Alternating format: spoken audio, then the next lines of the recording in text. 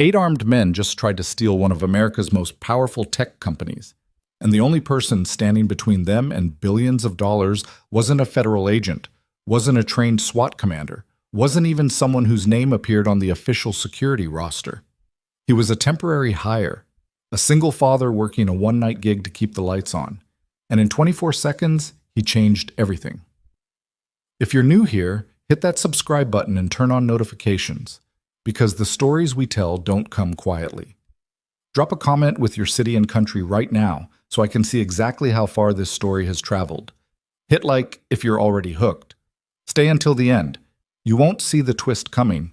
The earpiece crackled once, then went silent. Nathan Mercer adjusted it with 2 fingers, a habit, not a nervous tick, and went back to watching the loading dock entrance where 3 catering vans were backing in at slightly irregular intervals. Not wrong exactly, just slightly off in the way that most people's instincts were too polished to catch anymore. He'd been on the job for 6 hours. Technically, his shift started at 4. He'd arrived at 2:30 and walked every exit corridor twice before anyone from the permanent team noticed him. "You the temp?" The man who'd found him in the east stairwell had the look of someone who used his badge to open doors he didn't need to go through, broad shoulders, a jaw that had never been hit hard enough to change its attitude. His name tag read D. Colton, head of security. "Nathan Mercer," Nathan said. "Tactical Solutions sent me over." "Right." Colton looked him up and down the way people look at rental furniture.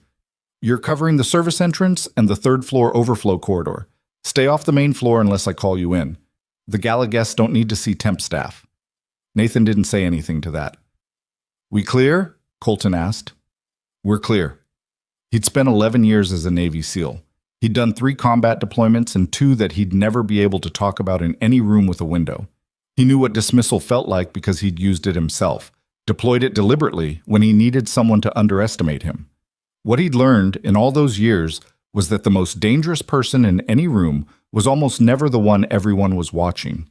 He went back to the service entrance and kept watching. The Hawthorne Dynamics. Annual Achievement Gala was the kind of event that cost more to produce than most hospitals operated on in a quarter. The Grand Meridian Ballroom in downtown Chicago had been rented out entirely, 12,000 square feet of marble flooring and ceiling chandeliers that had been imported from somewhere in Austria. The guest list ran to 470 names, and every single one of them was either worth something, owed something, or knew where to find it. Hawthorne Dynamics wasn't just a tech company. It had started as a defense contractor 15 years ago, pivoted into proprietary artificial intelligence infrastructure, and was now embedded so deeply into financial networks, municipal systems, and federal security contracts that losing its core intellectual property, would create a gap that competitors would spend the next decade trying to fill. The woman who'd built it into that was 30 years old. Nathan had seen Evelyn Brooks on exactly 3 television screens in the past 6 hours, 2 in the security monitoring room and 1 in the lobby where a local cable news station was running a profile piece ahead of tonight's announcement. He hadn't paid much attention to any of them. He wasn't there to be impressed by her, but you couldn't work any kind of protection job without building a baseline picture of the principal, even when nobody had told you she was a principal. Early 30s, he'd thought, before the ID badge confirmed 30. The kind of smart that other people found exhausting because she talked to you like she already knew what you were going to say and was deciding whether it was worth waiting for you to say it. She wore a dark navy dress that was expensive without performing its own expense. She moved through spaces like someone who'd spent years learning to fill rooms without letting them swallow her. She also, he noticed on the lobby monitor, had shaken hands with 7 people in the last 4 minutes and remembered every one of their names without being prompted. That was a particular kind of intelligence. Not book intelligence, not strategic intelligence. The human kind. The kind that kept track of people instead of just using them. He filed it away and went back to the loading dock. The first thing that caught his attention was a badge. Not a missing badge, not a counterfeit badge. He couldn't have confirmed that at 20 feet in bad lighting. What caught his attention was how a man in catering whites was wearing his badge clipped to his left breast pocket instead of his right, which was where Meridian's catering contract required all service staff to position theirs. A trivial detail. The kind of thing that appeared in operational briefings as a reminder that details were how you got caught, and details were also how you caught other people. Nathan watched the man move a cart through the loading bay doors. He didn't go to Colton yet. He went to camera 4. Camera 4 covered the northeast service corridor, a straight shot from the loading dock to the kitchen, and if you followed it past the walk-in freezers, to the secondary stairwell that connected to the ballroom's mezzanine level. When Nathan pulled it up on the handheld monitor he'd been issued, the feed showed an empty corridor. The corridor was not empty. He'd walked it 20 minutes ago, and there'd been 2 catering staff staging equipment near the freezer doors. He checked camera 7. Camera 7 covered the west exterior approach and was supposed to give a wide-angle view of the valet circle.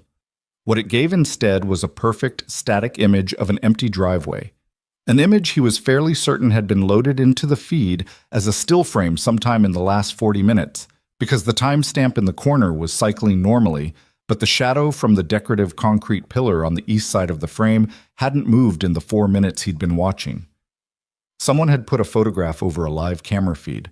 Nathan stood in the service corridor and thought about that for a moment. Not frantically, just working it through the way he'd learned to work things through.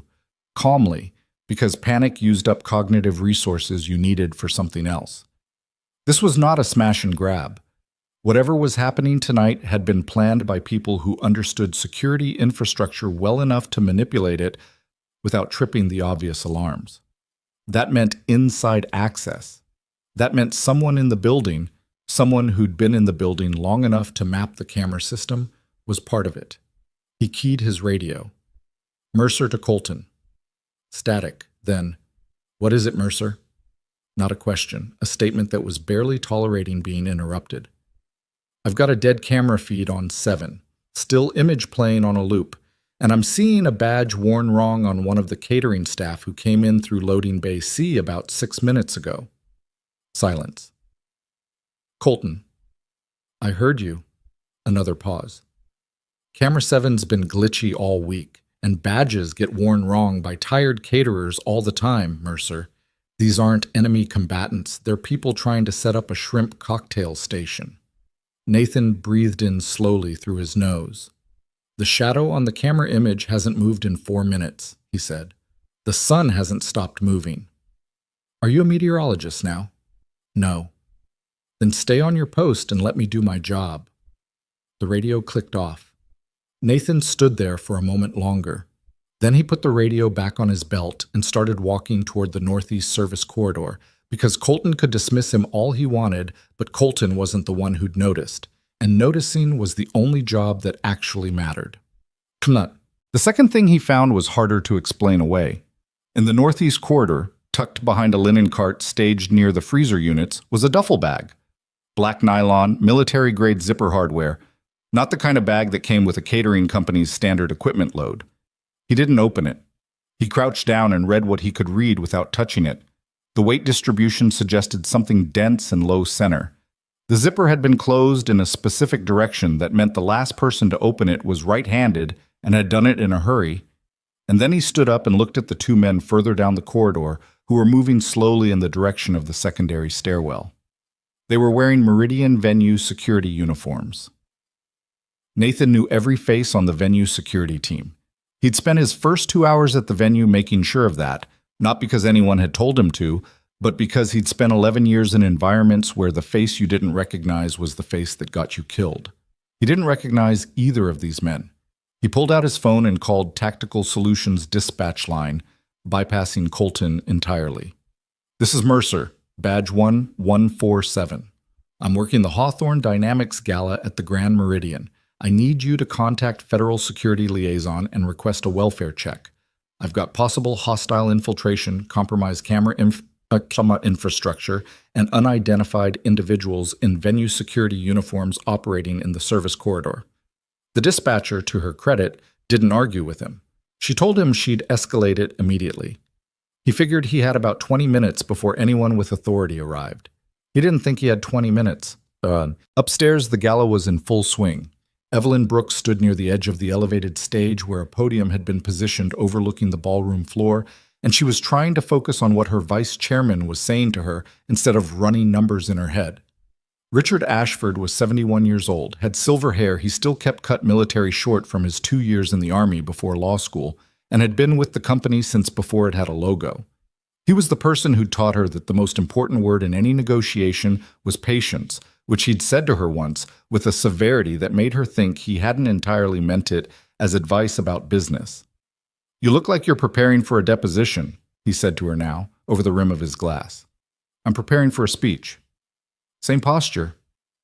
"Richard?" She turned to look at him directly. "Is there something you want to say to me before I go up there?" He started to answer, and then something in his expression shifted. Not visibly, not to anyone else in the room, but Evelyn had known this man for 9 years, and she read him the way she read balance sheets, looking for what wasn't said as much as what was. "No," he said. "You're going to do fine." She let it go. She had a speech to give. Nathan was on the mezzanine level when Evelyn Brooks walked to the podium.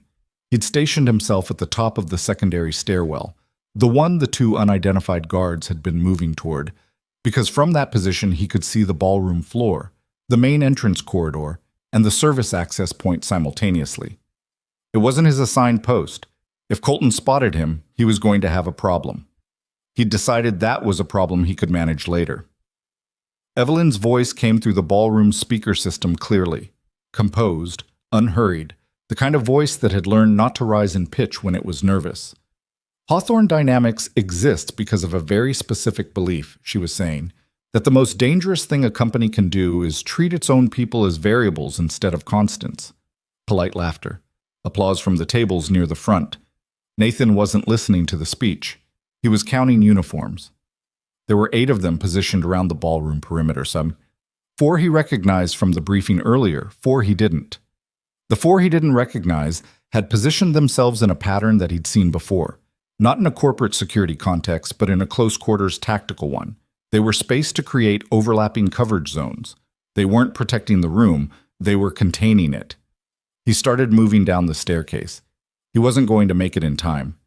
He knew that when he was still on the 3rd step from the top, because the 4 unrecognized guards were already moving, smoothly, professionally, without any signal he could detect, and converging on the stage from 4 different angles while Evelyn was mid-sentence. He went faster. But Evelyn noticed them at the same moment the room did, which was the moment they were already on the stage. The man who stepped up beside her was wearing a Grand Meridian security uniform, and he had the face of someone who'd decided before he walked up those steps that he wasn't interested in what she was going to say. "Ms. Brooks." His voice was quiet enough that only she and the nearest microphone could hear it. "You need to step back from the podium." She didn't step back. "Who are you?" "Someone who's about to make this very simple for you." He reached past her and pulled the microphone from its stand, and when he spoke again, his voice went out across the entire room. "Ladies and gentlemen, your attention please. This company is currently under an emergency executive authority transfer. Ms. Brooks will be providing her authorization codes in approximately 4 minutes. If everyone remains calm and cooperative, tonight will be a minor inconvenience." 470 people went completely still. Evelyn's hands tightened on the edge of the podium. She didn't reach for the emergency button on her phone. She didn't yell for security. She looked out at the room, at 470 faces that were all looking back at her, waiting to see what she was going to do, and she said quietly to the man beside her, "You have no idea what you've walked into." He smiled at her. "Neither do you." The other 7 armed men moved to contain the crowd, and Nathan Mercer came through the side door. Quote, he moved before anyone in the ballroom had processed what they were seeing. He'd done enough close-quarters work to know that hesitation was the variable that got people killed, and he'd spent 20 years removing that variable from his operating system. The first man, nearest the stage left entrance, went down before he'd fully turned around. Second, third. He used what he had: controlled force, precise targeting, the kind of efficiency that wasn't elegant but was fast. He wasn't performing anything. He was working. The man on stage reached for the weapon at his hip. Nathan was already between him and Evelyn by the time his hand got there. What happened next took 24 seconds. He knew because he'd trained himself to count during action sequences. Not the seconds themselves, but the intervals, the gaps between contact and response. and he counted 7 gaps and 7 outcomes, and when it was over, all 8 men were on the floor of the Grand Meridian Ballroom, and 470 people were standing in the kind of silence that happens when an audience hasn't figured out yet whether what they just watched was real. Nathan looked down at his hands, a split knuckle on the right from the 5th contact. Nothing else. He looked up at Evelyn Brooks, who was still standing at the podium. She was looking at him with an expression he couldn't quite categorize. Not fear, not relief, something more complicated than either. "We need to move," he said. "Right now. This isn't over." She didn't argue. She came around the side of the podium and followed him toward the service door. And Nathan Mercer, temporary hire, invisible staff, the man Colton had assigned to keep out of sight, walked her into the service corridor and started figuring out what came next. His earpiece crackled once. Colton's voice came through, taut and tight. "Mercer, what the hell did you just do?" Nathan pulled the earpiece out and put it in his jacket pocket. He had a better use for his ears right now. The service corridor smelled like industrial cleaning solution and old carpet adhesive, and the fluorescent tube overhead had been flickering at irregular intervals since Nathan pulled the door shut behind them. He counted the flicker pattern out of habit, 3 seconds on, half a second off, repeat, and decided it wasn't a power issue. It was a bad ballast, the kind of maintenance problem that got logged and ignored in buildings that spent their budget on chandeliers instead of infrastructure. Evelyn was 2 steps ahead of him, moving fast in heels that were not designed for concrete flooring, and she was doing it without complaint, which told him something useful about her. "Left at the junction," he said quietly. "I know this building." She turned left without breaking stride. "I've used this corridor 3 times during fire drill protocols." "Good. Then you know the secondary stairwell on this level connects to the kitchen loading platform. It also connects to the basement mechanical room. That's where we're going." She slowed slightly and looked back at him, not stopping, just recalibrating. "Why the mechanical room?" "Because whoever set this up knew the camera grid. They put a still image over camera 7 and probably did the same to at least 2 others. The mechanical room has a hardwired intercom panel that bypasses the building's main communication system. It runs on its own circuit." She was quiet for a beat. "You found a compromised camera in the first 2 hours of your shift?" "Yes." "And you reported it to Colton?" "Yes." "And he dismissed it?" Nathan didn't answer that because the answer was obvious and repeating it wasted time. He moved her forward instead, keeping his right hand free and his body positioned slightly between her and the corridor ahead. Old habit. The kind that didn't feel like a habit anymore because it had become structural. The way certain things become when you've done them long enough under conditions where failing to do them had real consequences. They passed the walk-in freezer units. One of the doors was ajar. Nathan registered that without stopping. Then he heard footsteps from the junction ahead. He caught Evelyn's arm and pulled her into the alcove beside the freezer. Too hard, probably. Harder than he needed to. And she made a sharp sound but didn't pull away. He put one finger up. She understood. 2 sets of footsteps, moving with that particular cadence. Measured, systematic, not the footsteps of catering staff or lost guests. These were people covering a corridor the way you cover a corridor when you've been trained to do it. Nathan counted the seconds as the footsteps grew louder, peaked, and then gradually diminished in the other direction. He let out a slow breath. "They're sweeping the service level," he said, low. "Looking for us specifically or clearing a route. Either way, we're on a clock." "How many of them?" Evelyn asked. Her voice was steady, which he respected and also noted as something that could work against her if she started trusting it too much. "Don't know. The 8 in the ballroom weren't the whole team. The whole team would have had exit routes covered before the primary move happened." She processed that. So this was coordinated well in advance. Very well in advance. He stepped back out into the corridor and moved them forward again, taking a different angle toward the stairwell. The camera manipulation alone takes time.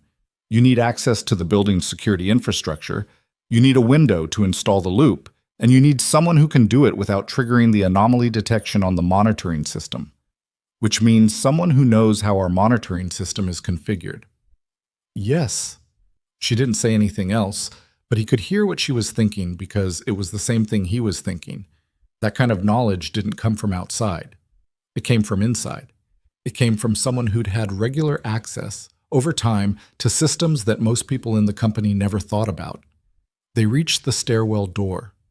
Nathan checked the handle, unlocked, which was correct, and eased it open 6 inches before going through, because 6 inches was enough to clear the visual field on the other side without committing to a position you couldn't recover from. The stairwell was empty. They went down. The mechanical room was exactly where Evelyn said it would be, past the utility staging area, through a heavy fire door that required a keycard she didn't have, and Nathan opened with a technique that left a small gouge in the doorframe and would probably generate a maintenance ticket tomorrow, assuming tomorrow happened normally. He found the intercom panel on the north wall behind a rack of electrical conduit. Gray steel, institutional, the kind of equipment that got installed in 1987 and never replaced because it worked and nobody thought about it. He lifted the handset and heard a dial tone, which meant the line was live. He dialed the direct number for the Chicago field office of the FBI, which he knew because he'd looked it up 3 months ago during a different job at a federal building downtown, and the kind of person Nathan Mercer was meant that he'd memorized it without deciding to. The line rang 4 times. Then a voice. Federal Bureau of Investigation, Chicago Division. How can I? My name is Nathan Mercer, former Navy SEAL, contractor badge 1147 with Tactical Solutions Group. I'm currently inside the Grand Meridian Hotel with the CEO of Hawthorne Dynamics, Evelyn Brooks. The company's annual gala has been targeted by a coordinated armed infiltration. 8 hostiles have been neutralized in the main ballroom, but the operation is ongoing. I have reason to believe the building's security infrastructure has been compromised from the inside, and additional hostile personnel are currently active inside the building. A pause. Then the voice changed register slightly, tighter, faster. Can you verify your identity? Badge number 1147, Tactical Solutions Group, Chicago licensee. Run it. I'll hold. He didn't hold. He kept talking because holding wasn't something he could afford right now. I need you to dispatch to the Grand Meridian, ground floor, and I need you to know that your point of contact inside this building, the head of security, a man named D. Colton, may be compromised. Do not coordinate with him. Do not take direction from him. Go around him. Another pause, longer this time. Sir, I'm going to need to send people first, verify me after. Every minute you spend verifying me is a minute this operation progresses. He set the handset down without hanging up, leaving the line open, which was standard practice for exactly this kind of situation, and turned back to Evelyn. She was standing in the center of the mechanical room with her arms crossed, not because she was cold, but because she was holding herself together, and that was the physical expression of it. She'd probably been doing it for years without noticing. FBI, she said. Open line. They'll trace the location. How long? If they move fast, 15 minutes. If they follow protocol first, longer. He looked around the room, cataloging exits and angles. We're not going to sit here for 15 minutes. No, she agreed. We're not. She uncrossed her arms. What did you mean when you said the operation is ongoing? Those men in the ballroom, they weren't trying to kidnap me. No. They needed me there. They needed me alive and at the podium. She was working through it in real time, which he could see in the way her eyes moved, not looking at anything in the room, looking at something internal. The emergency executive protocol. Nathan looked at her. Talk me through it, he said. It's a fail-safe. She sat down on a utility bench along the wall, not because she needed to rest, but because she was going to explain something complicated, and she thought better without her body distracting her. If there's ever a catastrophic leadership failure, CEO incapacitation, hostile takeover attempt, criminal investigation, the board can invoke an emergency executive authority transfer. It temporarily centralizes all executive decision-making power into a single authorization point, which requires what to activate? A biometric confirmation from the sitting CEO, retinal scan, voice authorization, and a 12-digit code. She paused. The code changes every 72 hours. The current code is only in my head. Nathan sat with that. So they weren't trying to remove you, he said slowly. They were trying to use you. They needed me conscious, cooperative looking, and standing in front of a system terminal. If I authorize the emergency protocol, even under duress, the transfer is legally binding for a 72-hour window. During that window, whoever holds the authorization token has complete executive authority over the company's assets, contracts, and intellectual property, which they could use to transfer proprietary technology. Billions of dollars worth. Defense AI architecture, encryption systems, infrastructure integration patents. If someone got access to all of it for 72 hours with full executive authority, they could copy, sell, or destroy everything we've built before anyone could legally stop them. She looked at him. And they'd have the company's own authorization codes on record as justification. My authorization, my biometric data.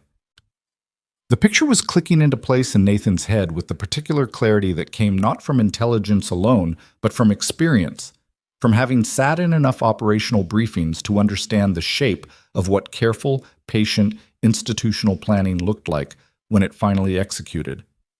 They've been inside this company, he said. Not just tonight, for a long time. Yes. Her voice was flat. Not shocked, past shocked. Who knew about the emergency protocol structure? Who would have known it required your physical presence and biometric confirmation? Board members, C-suite executives. She stopped. And the head of security. Because the protocol has a physical security component. The terminal requires a security officer's key to unlock before the CEO authorization can even begin. Nathan thought about Colton's voice on the radio, the speed of the dismissal, the flat certainty. Colton, he said, I don't know that. I do. Not arrogance, just pattern recognition. He had access to the camera system. He dismissed my report without investigation. He knew exactly which corridor I was assigned to, which meant he knew where I wouldn't be. He stood up. He's not just compromised, he's directing it. Evelyn absorbed that without argument. Then, Richard? Your vice chairman? Richard Ashford. He tried to tell me something before I went up to the podium. I could see it in his face. He'd been trying to decide whether to say something for most of the evening. She stood.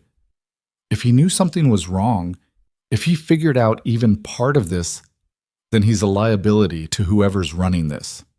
I need to find him. Nathan was already running the layout in his head, the building's floor plan as he'd memorized it from the pre-shift briefing materials, the positions of the hostile personnel he'd last tracked, the distance between the mechanical room and the secondary floors. Finding one specific person in a building that was currently being managed by an unknown number of armed operatives was not a clean calculation. There's a secondary monitoring station on the second floor, he said. Facilities management office. If it's not been taken over, it'll have access to whatever cameras are still running genuine feeds. We can try to locate Ashford visually before we move toward him. And if it has been taken over, then we find out fast and we leave faster. He moved to the fire door. Stay 2 steps behind me, stay quiet, and if I tell you to run, you run, and you don't look back to check on me. Understood? She didn't like that condition. He could see it, but she was smart enough to know that liking a condition wasn't the same as whether the condition made sense. Understood, she said. They went back into the stairwell. Mas. The second floor was quieter than Nathan expected, which was not a good sign. In his experience, buildings that were supposed to be occupied and weren't had a specific quality of silence. Not peaceful, not empty, but held. Like a breath that hadn't been released yet. The second floor of the Grand Meridian had that quality in every corridor they moved through, and Nathan tracked it by the small details. A service cart stopped in the middle of a hallway with nothing unloaded from it. A fire door propped open 6 inches with a rubber wedge that hadn't been there during his earlier walkthrough. A ceiling tile in the northwest junction that was very slightly out of alignment. Someone had gone through this floor systematically. They'd either cleared it of witnesses or they'd positioned people in it. He didn't know which yet. The facilities management office was at the end of the east corridor, marked with a placard that said authorized personnel in a font that suggested whoever ordered it had thought a more serious font would help. Nathan tried the handle. Locked, which was standard after hours. He looked at Evelyn. She reached into the small clutch she was still carrying, which he'd forgotten about somehow, because it seemed absurd to still be carrying a clutch in this situation. But then again, she'd had 400 things happen in the last 20 minutes, and pulled out a keycard on a thin lanyard. "Master access," she said, "for exactly the kind of situation where I need to get into a room quickly."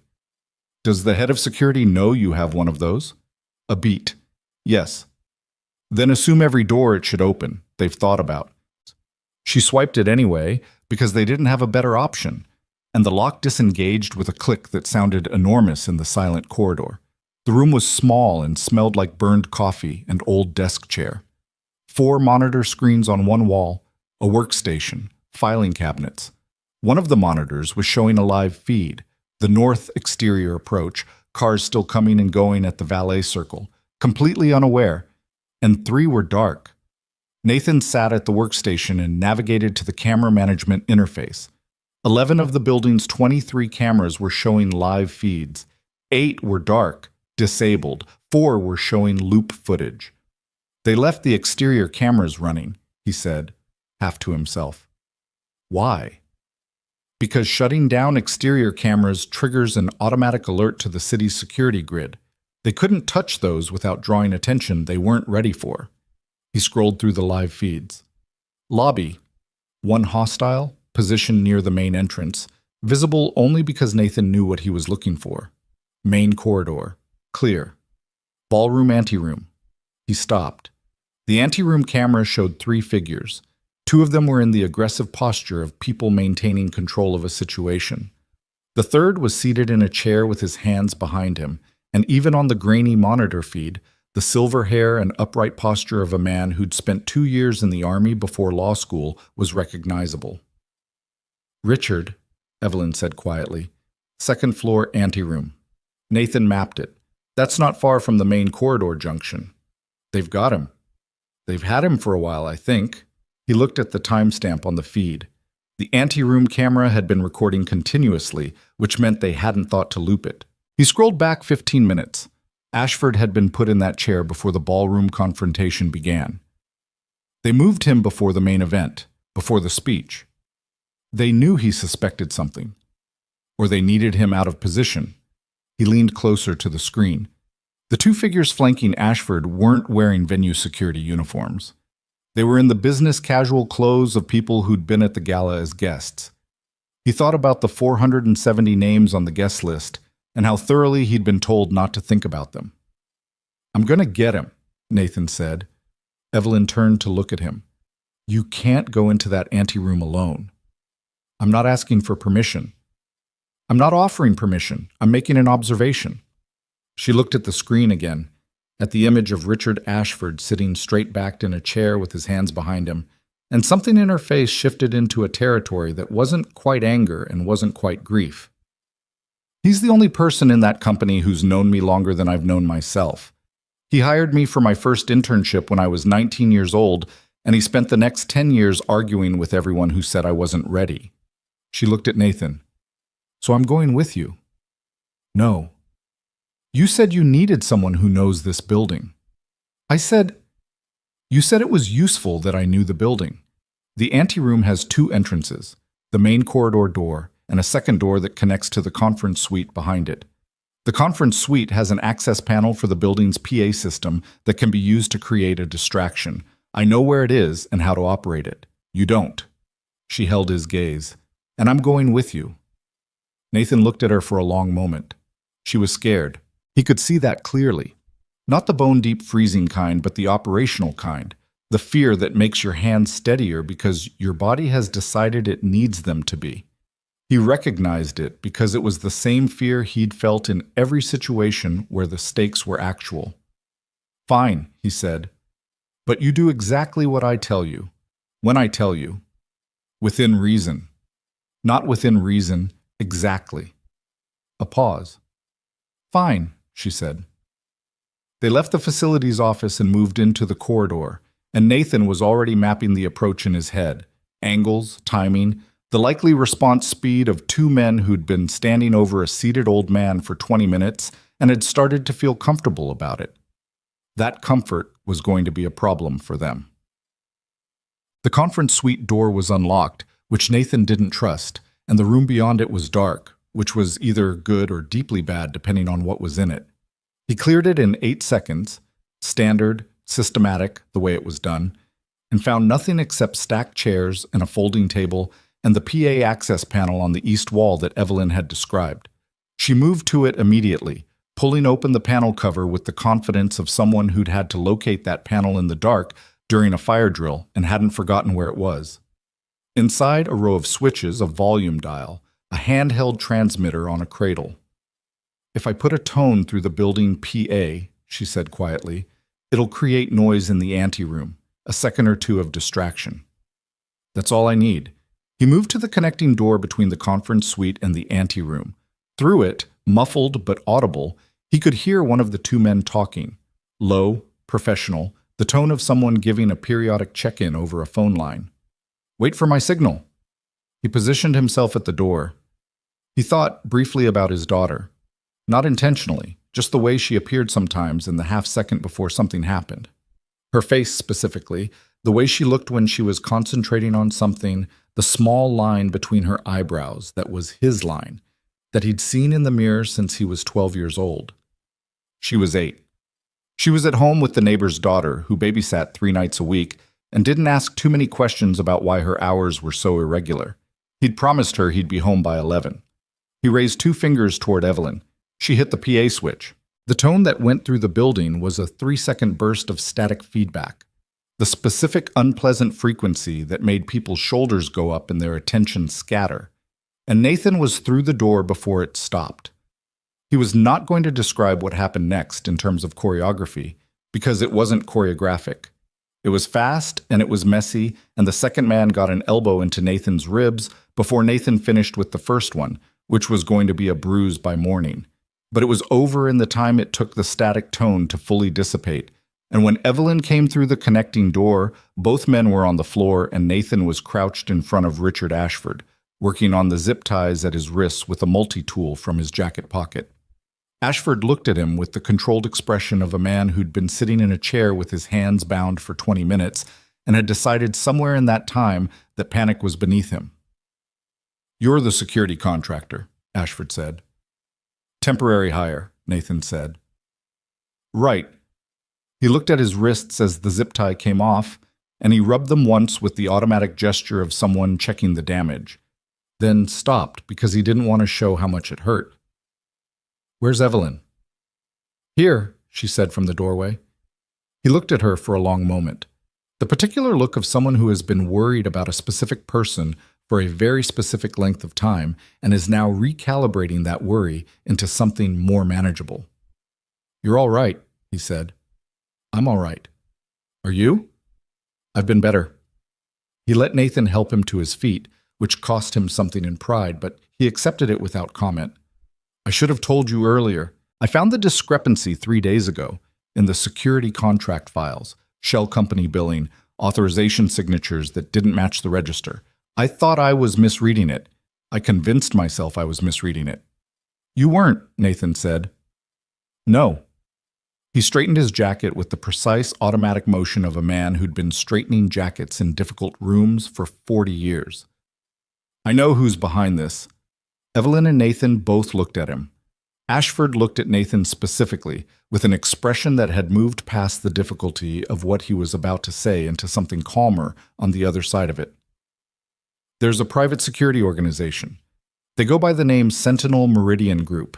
Not this hotel, different name, same word. They contract with corporations for what they call deep infrastructure security. The contracts go back years, sometimes decades. They don't just provide security. They embed inside companies. They build access slowly. And when the time is right, they own the inside," Nathan said. Something shifted in his chest. Not physical, or not only physical, a recognition that moved through him like cold water from his throat down. Sentinel Meridian Group, he knew that name. Not from a briefing, not from a corporate file. From a different context entirely, spoken in a different room years ago by a man who died 3 weeks after saying it. His SEAL team's operations coordinator. The one who'd tried to warn them before the ambush that had killed 4 members of the team and had killed Sarah. Not Sarah the operator, Sarah his wife, who'd been working as a civilian intelligence contractor attached to the same operation, because they had been two people who moved in the same dangerous world and had found each other in it and had never fully reckoned with what that meant until it was too late to reckon with anything. The ambush had been covered up. The investigation had been closed. The official report had said hostile action, unforeseeable, no internal failure, a conclusion that Nathan had never believed and had spent the 3 years since then unable to disprove. He stood in the anteroom of the Grand Meridian Hotel's second floor, and the name Sentinel Meridian Group sat in the air in front of him like something physical, and he breathed in slowly through his nose because the alternative was something he couldn't afford right now. "Tell me everything you know about them," he said. His voice came out even. He was grateful for that, at least. Ashford studied him for a moment with the eyes of a man who was very good at reading rooms. "You've heard the name before," Ashford said. It wasn't a question. "Yes." "Not in a professional context." "No." Ashford nodded slowly, as if he was making a decision about how much to trust someone based on information he didn't fully have, which was always how those decisions got made. "They've been embedded in Hawthorne Dynamics for 8 years. The contracts were signed by Marcus Hale." Nathan had met Marcus Hale exactly once, in the pre-shift briefing at 4 o'clock, for approximately 45 seconds. Chief of Security, 62, quiet, the kind of authority that didn't need to announce itself. Nathan had clocked him as competent and moved on, because competent was the baseline, not the ceiling. 8 years. He thought about what 8 years inside a company looked like.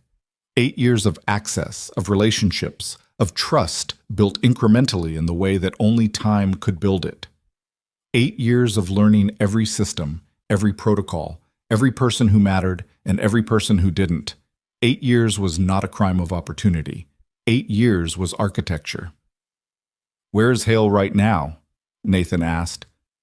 "I don't know," Ashford said. "He wasn't in the ballroom when they moved on Evelyn. I noticed that before they brought me here." Nathan thought about Colton, the head of security, the one who'd dismissed his report, the one who'd positioned him out of the way. Colton was mid-level. Colton was a piece of the operation, but not the design of it. The design of it had a different signature. "The server room," Evelyn said suddenly. Both men looked at her. "The Emergency Executive Protocol Terminal, the one they need me to authorize. Its primary node is in the building server room, level B2. That's also where the company's backup data architecture is housed. If someone wanted to copy and transfer the intellectual property during the authorization window," she stopped. "That's where the operation is going to finalize," Nathan said. "And if they want to cover their tracks afterward," she said, and her voice was very steady, "they'd need to destroy the server room's physical records, every transaction log, every access file." Nathan thought about the duffel bag he'd found behind the linen cart. The weight distribution. Dense, low center. Not weapons. Not surveillance equipment. Accelerant. He looked at the two men on the floor. Unconscious, zip-tied now, with their own restraints. No threat for the next 20 minutes at least. And then he looked at Evelyn and Ashford. "We need to move again," he said. Neither of them argued. Down the corridor, somewhere on a floor above them, he heard the distant sound of footsteps moving in a coordinated pattern. Multiple sets, systematic. The sound of people who'd been told to find 3 specific individuals and were working the building methodically until they did. Nathan started walking. The stairwell to B2 was accessed through a door marked Authorized Personnel, Restricted, which was the kind of signage that worked perfectly well against people who followed signs and did absolutely nothing against everyone else. Nathan took the stairs 2 at a time with Evelyn and Ashford behind him, moving fast but not reckless, because reckless was what happened when you let urgency outrun judgment. Ashford was slower on the stairs than he'd been in the corridor. He didn't say anything about it. He just moved at the pace his 61-year-old body allowed and kept up as well as he could, and Nathan adjusted his own pace without making a production of it, because calling attention to someone's physical limitation in the middle of an emergency was the kind of thing that cost you their cooperation precisely when you needed it most. The B2 level has two entry points, Evelyn said, keeping her voice low as they descended. The main access corridor and a secondary utility entrance on the west side that connects to the mechanical systems for the HVAC. The utility entrance requires a different keycard tier, facilities management level, which your MasterCard covers. Should. She paused, assuming Colton hasn't flagged it for deactivation. Nathan thought about Colton, about the flat dismissal on the radio, about a man who'd been managing a security team in a building that had been quietly infiltrated over 8 years, and the question of whether that made Colton a participant or simply someone who'd been used and kept in the dark. Both possibilities were dangerous, but in different ways. A participant would have already flagged her card. Someone who'd been used might not even know the flag was necessary. "We try the utility entrance first," he said. "If it doesn't work, we adapt." They reached the B1 landing and kept going. The air got cooler and drier as they descended, the industrial kind of climate control that existed for equipment rather than people. Nathan had been in enough server environments to recognize the smell: filtered air, subtle electrical heat, the faint chemical note of cooling systems running at capacity. Hawthorne Dynamics server infrastructure was housed in a dedicated suite behind a series of security doors, and from what Evelyn had told him, it contained not just the emergency protocol terminal, but the company's entire proprietary data architecture. Years of AI development, defense contracts, encryption patents, the kind of asset that, if you had executive authorization in 72 hours, you could systematically hollow out, and no legal structure in the country would be able to stop you mid-process. Nathan had been in the military long enough to understand what made a target worth protecting. It wasn't always people. Sometimes it was the thing that people had built, because the thing that people had built was what other people depended on without ever knowing it. They reached B2. The utility entrance was on the west wall of a maintenance corridor that smelled like pipe insulation and standing water from a drain that wasn't draining quite right. Nathan held Evelyn's MasterCard to the reader and waited. The light turned green. He let out a breath he hadn't been aware he was holding. The door opened into a narrow passage that ran parallel to the main server corridor, separated from it by a half wall of conduit and cable management infrastructure. Through the gaps in the conduit, he could see the main corridor clearly. The lighting was low and functional, and the server room's glass-paneled door was visible at the far end. Also visible, 2 men stationed outside the server room door. And past them, through the glass panel, the silhouette of someone standing at a workstation terminal. Nathan studied that silhouette for a long moment. He'd only seen Marcus Hale for 45 seconds during the pre-shift briefing, but the body language was specific. The particular stillness of a person who'd been waiting a very long time for something and had finally arrived at the moment of it. There was something almost ceremonial about the way the figure stood at the terminal. Patient, settled, like a man at the end of a long road who'd stopped to appreciate the view. "That's Hale," Nathan said quietly. Evelyn pressed close to the conduit to look. He felt her go very still beside him. "He's at the authorization terminal," she said. "Can he activate the protocol without you?" "No, he needs my biometric confirmation, but he can pre-stage everything, load the transfer parameters, configure the destination authorization, set the timer on the transfer sequence. When I'm brought to him, all he needs is 30 seconds of my cooperation, willing or not." Biometric can be forced? The retinal scan is passive. It reads as long as the eye is open. She said it flatly, which was worse than if she'd said it with fear.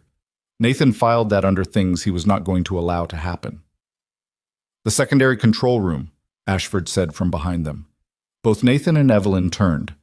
Ashford was looking at the floor plan schematic mounted on the maintenance corridor wall. A fire safety diagram, the kind of thing that got updated every few years when the fire inspector came around. He pointed to a room designated secondary systems on the diagram. "It's adjacent to the server suite, east side. Separate entry. If there's evidence of how this operation was constructed, authorization logs, contract files, communication records, they'd be accessible from a terminal in there." Nathan looked at the schematic. The secondary control room had a single door that opened off a short perpendicular corridor, not visible from the position of the 2 guards outside the main server room. "Can you get into that room?" he asked Evelyn. She studied the schematic. MasterCard should work. It's on the same access tier as the facility's management areas. Then that's where we start. He turned to Ashford. You stay in this corridor. If anything comes through that utility door, you hit the floor and you stay there. Ashford looked like he wanted to object.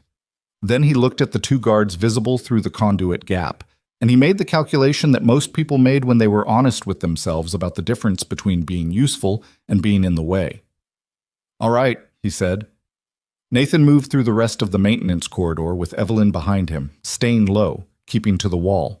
The conduit provided cover for most of the route. At the junction where the maintenance passage connected to the main B2 corridor, Nathan stopped and counted the guards' sightlines. Both men were oriented toward the server room door, which meant the perpendicular corridor to the secondary control room was in their peripheral vision at best. Peripheral vision was manageable. He moved into the perpendicular corridor in one smooth motion, pulling Evelyn with him, and they were out of the guards' direct sightlines before either man completed his next slow scan of the area. Nathan pressed them both flat against the wall and waited for 4 seconds. No alarm, no raised voices. The secondary control room door was 7 feet ahead. Evelyn swiped the card. Green light. Door open. They went in. The secondary control room was smaller than Nathan expected. 8 feet by 12, crowded with server rack extensions and a single workstation that looked like it hadn't been the primary terminal for anything in several years. The monitor was dark, but the system was live, which he could tell from the indicator lights on the rack units along the back wall. Evelyn sat down at the workstation and woke the monitor.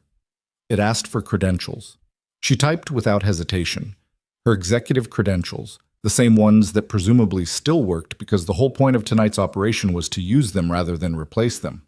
The system unlocked. What am I looking for? She asked. Security contract files. Anything under Sentinel Meridian Group. Authorization signatures, billing records, communication logs between Hale and outside parties. Nathan stood behind her, watching the door, watching the monitor in his peripheral vision. Anything with a date trail. She navigated the file architecture quickly, with the efficiency of someone who'd designed parts of it. Nathan watched her hands on the keyboard, not hesitant, not searching, just moving. She knew where to look the way you know where things are in your own house. Here, she said quietly. The screen filled with a file directory under the header Infrastructure Security, SMG Contract. The date of the initial contract was listed in the top corner, 8 years, 4 months, and 17 days ago. Nathan read the summary header. Sentinel Meridian Group had been contracted as a supplemental security infrastructure provider, technical auditing, system monitoring, personnel background verification. The kind of contract that put people inside a company's security apparatus in ways that looked completely legitimate from every external angle. Scroll to the most recent files, he said. She did. The most recent files were dated 3 weeks ago. Communication logs between the SMG account and an internal Hawthorne Dynamics security address. The internal address had a user ID attached to it that, when Evelyn cross-referenced it in the personnel directory, resolved to a name, Marcus Hale. He's been communicating with SMG directly for 8 years, Evelyn said, through an account that was supposed to be an automated system address. Nobody would have had a reason to look at it. Nobody except Richard, Nathan said, thinking of what Ashford had told him upstairs. The discrepancy in the billing files. The shell company. The authorization signatures that didn't match. He found the thread and started pulling it. And Hale found out he'd found it. She paused. That's why Richard was moved before the main event began. Hale knew he couldn't risk Richard reaching me before the authorization sequence was locked in. Nathan was still reading the files over her shoulder, scanning fast, pulling relevant details the way he'd been trained to process intelligence, not word by word but pattern by pattern, looking for the architecture beneath the information. He found it in a file dated 11 months ago. It was a communication, encrypted, and then apparently decrypted for local storage by someone who'd gotten careless about housekeeping. The header identified it as an operational coordination record.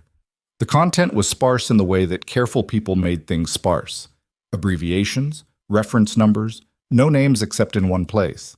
One place was enough. The reference number in the lower third of the document was a string of numbers and letters that Nathan recognized Not because he'd seen it recently, but because he'd spent 3 years trying to find it. It was the operational code assigned to the ambush that his SEAL team had walked into 4 years ago, in a situation that the official record described as an intelligence failure, and that Nathan had never believed was anything other than deliberate. The ambush where 4 of his teammates had died. The ambush where Sarah had died. His hands were very still at his sides. He was aware of them specifically, the way you become aware of things that might betray you if you're not paying attention. Nathan. Evelyn's voice was careful. She'd turned to look at him. He read the reference number again. Then he looked at the name that appeared below it in the document, the name that the reference number was cross-filed under in SMG's internal records. The name was his wife's name, not Sarah Mercer, her professional name, the name she'd used for her civilian contractor credentials, the name that appeared on the operational paperwork she'd signed when she'd been attached to the joint operation. A name that appeared in exactly no public record of the ambush investigation because the investigation had been closed before it could reach the personnel files of civilian contractors attached to the unit. Sarah's name was in an SMG operational file, cross-referenced to a code number that matched the ambush, which meant Sentinel Meridian Group hadn't just been connected to the ambush in some peripheral corporate way. They had been involved in planning it. Nathan took a breath. It went in normally and came out slightly wrong. Not audible, but he felt the irregularity. He put one hand on the back of Evelyn's chair, not for support, but because he needed something physical to orient him while the rest of his operating system caught up with what his eyes had just processed. 4 years. He had spent 4 years knowing that the official account of his wife's death was wrong, and being unable to prove it, unable to find the thread that connected the ambush to anyone with a motive and the access to arrange it. 4 years of raising his daughter, while that knowledge sat in the back of his chest like a foreign object his body had learned to work around. The thread was on this screen. "Can you copy this file?" he asked. His voice was even. He was grateful for that, with a gratitude that was almost physical. Evelyn looked at him for a moment. Really looked at him, the way she'd looked at him in the ballroom when he was the only person moving. Then she turned back to the workstation and started copying. "All of it," she said. It wasn't a question. All of it. She set the copy running to a secure external address she accessed through the company's executive relay system. It would take 4 minutes to complete. Nathan watched the door and tried to think tactically instead of personally, because personally was a direction he couldn't afford to go right now, and the effort of not going there had a specific texture that he'd gotten familiar with over 4 years and had never quite gotten used to. "He knows," Nathan said after a moment. Evelyn looked up from the screen. "Hale. He knows that file exists, and he knows it's accessible from this terminal. That's why he's engineered a fire. The files in this room would be destroyed along with everything else. He's not just covering the theft of the company's IP." Nathan looked at the door. "He's destroying the evidence that connects SMG to operations that go back years. Operations that have nothing to do with Hawthorne Dynamics. He's been using the company," Evelyn said slowly. "The security contract, the 8 years of internal access. It was never only about the technology." "The technology is profitable," Nathan said, "but the access is what's irreplaceable. A security firm with a legitimate contract inside a company like Hawthorne has access to defense-adjacent systems, government contractor data, federal security audits. That's not just a corporate asset. That's an intelligence asset." She sat with that. The copy progress bar moved to 62%. "How do you know about the ambush connection?" she asked quietly. Not accusatory, just precise, in the way she was precise about everything. "Because it was my team." He paused. "And my wife." The room was very quiet for a moment, except for the low hum of the rack units and the faint sound of their own breathing. "I'm sorry," she said. Simple. No elaboration, no performance. The kind of sorry that didn't try to do too much. "The copy finishes first," he said. "Everything else is secondary." She nodded and turned back to the monitor. 78%. Nathan heard it at 83%. Not a sound from the main corridor. A sound from the utility entrance on the far side of the maintenance passage. A door, opened carefully. Footsteps, more than one set, moving with the deliberate quiet of people who knew where they were going and didn't want to announce it. He crossed to the secondary control room door and listened. Through the door, through the perpendicular corridor, he could hear the footsteps reach the maintenance passage junction and stop. Then a voice. Quiet, measured. The voice of a man who'd spent 8 years doing exactly what he'd needed to do in exactly the way he'd needed to do it, and had arrived at the point where patience paid out. Marcus Hale. "Evelyn Brooks is in this room," Hale said. Not to Nathan, to whoever was with him. "The door has been accessed in the last 12 minutes. She found the secondary terminal." A pause. "Bring her out without damaging the biometric indicators. And find the contractor." Nathan looked back at Evelyn. She'd heard it. Her eyes were on the progress bar, 91%.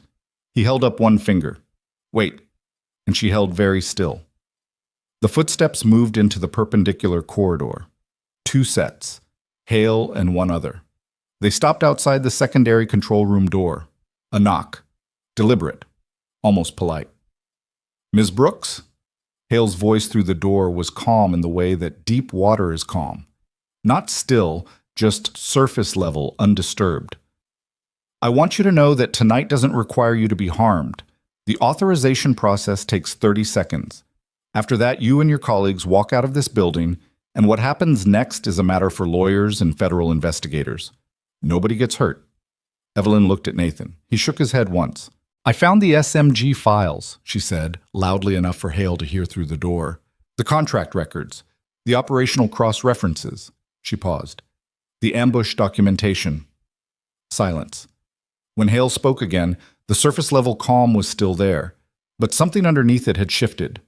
Not broken, just reconfigured.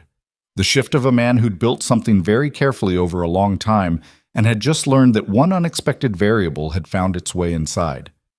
"Then you understand that the evidentiary value of those files depends entirely on whether they're intact when investigators arrive," he said. "And you understand that the building's fire suppression system on this level has been disabled for routine maintenance." Not routine maintenance. Nathan had known that since he'd found the duffel bag. The fire suppression system had been disabled as part of the plan to ensure that when the accelerant in that bag ignited, there would be nothing to slow it. "The copy finishes in 42 seconds, Evelyn said, again loudly. She was talking to Nathan as much as to Hale, telling him the countdown. "Open the door, Ms. Brooks. When the copy finishes." Nathan positioned himself against the wall beside the door. The hinge side, not the handle side, because people always looked at the handle side when they came through a door, and the hinge side gave him 2 extra seconds of not being where they expected him. He thought about Ashford in the maintenance corridor. He thought about the open FBI line in the mechanical room and whether anyone had traced it yet. He thought about 470 people still in the Grand Meridian ballroom above them, being managed by whatever operatives Hale had left up there, and what those people's evening looked like if the server room below them caught fire. He thought about his daughter's face, the line between her eyebrows when she was concentrating. He stopped thinking about it because there was nothing useful in it right now. The door opened. The man who came through first was not Hale. It was a younger operative, mid-30s, the same professional build and deliberate movement as the men from the ballroom. He came through looking left toward the workstation where Evelyn was sitting. Nathan was on his right. He had the man controlled and neutralized before the door had fully swung open. One clean motion, efficient, the kind that worked because it didn't start with hesitation. The man went down and Nathan came out from behind the door, already facing the corridor. Hale was standing 4 feet away. He was 62 years old, and he held himself like someone who had not spent those 62 years behind a desk. He was looking at Nathan with an expression that Nathan hadn't quite expected. Not surprise. Assessment. The look of someone encountering a variable he'd identified and miscalculated, and was now correcting the calculation in real time. "Mercer," Hale said. Nathan hadn't told him his name. He'd been a badge number and a radio call sign, and Hale had known him by name. "You know who I am," Nathan said. "I know who you were." Hale's voice was even. "First SEAL Team 3.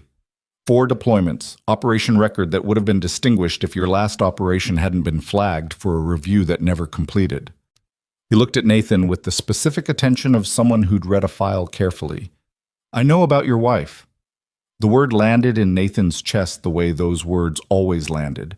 Not devastatingly, not anymore, but with a weight that never got lighter, only more familiar.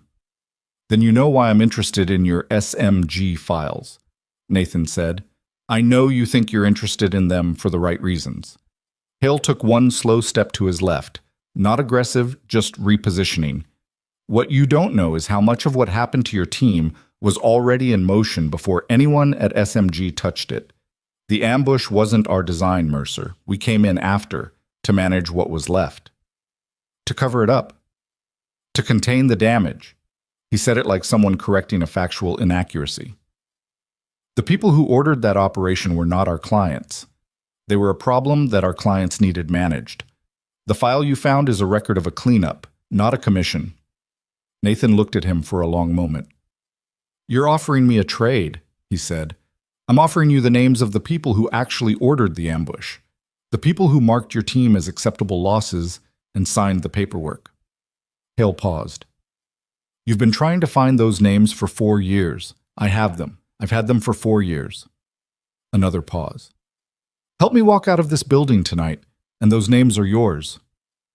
The secondary control room behind Nathan was quiet. Then Evelyn's voice, steady and clear. "Copy complete." Nathan heard it. He kept his eyes on Hale. He thought about what 4 years felt like. He thought about what it cost to carry something you couldn't put down and couldn't resolve, the specific exhaustion of that, the way it made you careful in ways that your daughter noticed even when she couldn't name them. He thought about Sarah, not her face, but her voice, the specific quality of her voice when she'd been working through something difficult, calm on the surface. That same kind of surface calm that Evelyn had, that same quality of intelligence that didn't perform itself. He thought about what Sarah would have said if she'd been standing in this corridor instead of him. She would have said that the names didn't matter as much as he'd decided they did. She told him something like that once, a long time ago, about a different situation with a different kind of unresolved grief. She'd said that the thing you're trying to find is sometimes just the shape you've given to the thing you can't fix. He wasn't sure she'd been right about that. He'd never been sure. But he was sure about the 470 people upstairs. He was sure about the duffel bag full of accelerant. He was sure about a fire suppression system that had been disabled on a sub-basement level, which meant a fire down here wouldn't just damage server infrastructure. It would move up through the building's service channels toward the floors above. He was sure about his daughter, at home, waiting for him to be home by 11. "No," Nathan said. Hale looked at him. Not angry, something more complex than anger. The expression of a man who had made a precise calculation and found the result genuinely surprising.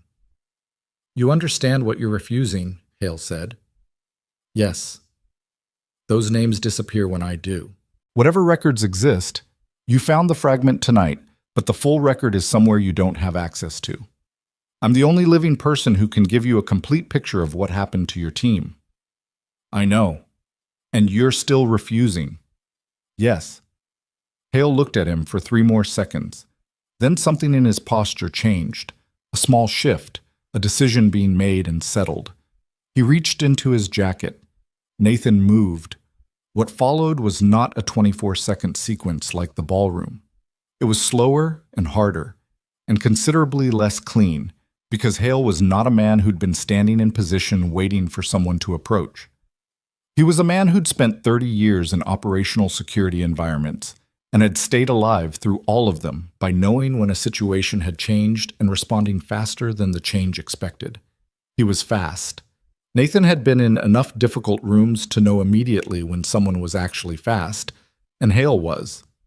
He was also 62, and Nathan was 37, and in a contained space with no lines of retreat and no cover, 37 and 37's particular set of physical attributes mattered in ways that time had not yet finished calculating between them.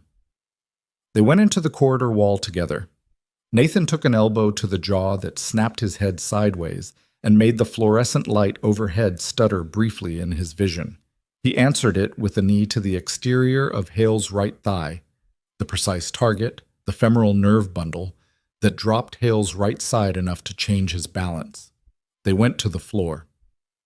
The weapon Hale had been reaching for, a compact sidearm, skidded across the concrete floor and came to rest against the base of the conduit rack. Neither of them went for it. The distance was wrong for both of them. Nathan got his left arm around Hale's right and put his weight into it in a way that was not comfortable for anyone involved and was not designed to be. And Hale fought it with the controlled fury of a man who understood precisely what was being done to him and was trying to find the counter in the 6 seconds before it stopped being possible to find one. He didn't find it. Nathan held the position until Hale's resistance pattern changed. From active to managed, the specific shift that meant the body had made a decision the mind hadn't finished making yet. He held it 3 seconds longer, to be sure. Then he sat back on his heels and breathed. His jaw ached. His ribs, where the elbow had caught him from the ballroom fight earlier, had a new opinion about things. He put both hands on his knees and looked at Hale on the floor. Hale was breathing, controlled through his nose, the way a man breathed when he was processing pain without letting it become the whole story. "The names," Nathan said. He heard the roughness in his own voice and didn't try to smooth it. "You're going to give them to federal investigators, not to me. To investigators. Under oath. Because that's the only way they mean anything that lasts." Hale looked up at him from the floor. "You think that matters to you now," Hale said. "You'll regret this." "Probably," Nathan said. He stood up slowly and walked back into the secondary control room where Evelyn was already on her feet, the copy confirmed complete on the monitor behind her. She looked at him, at his jaw, at the way he was holding himself, and she didn't say anything immediately, which was the right call. Then, "Are you all right?" "I've been better," he said. It was what Ashford had said upstairs, and he hadn't meant it to echo that, but it did, and somehow that was all right.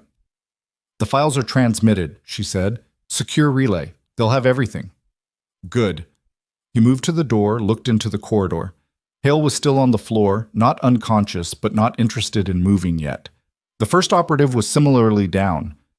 "We need to secure Hale, find Ashford, and deal with the accelerant device before any of Hale's remaining people decide to trigger it manually." "How much time do we have?" Nathan looked at his watch. The Gala had been running for an hour and 40 minutes.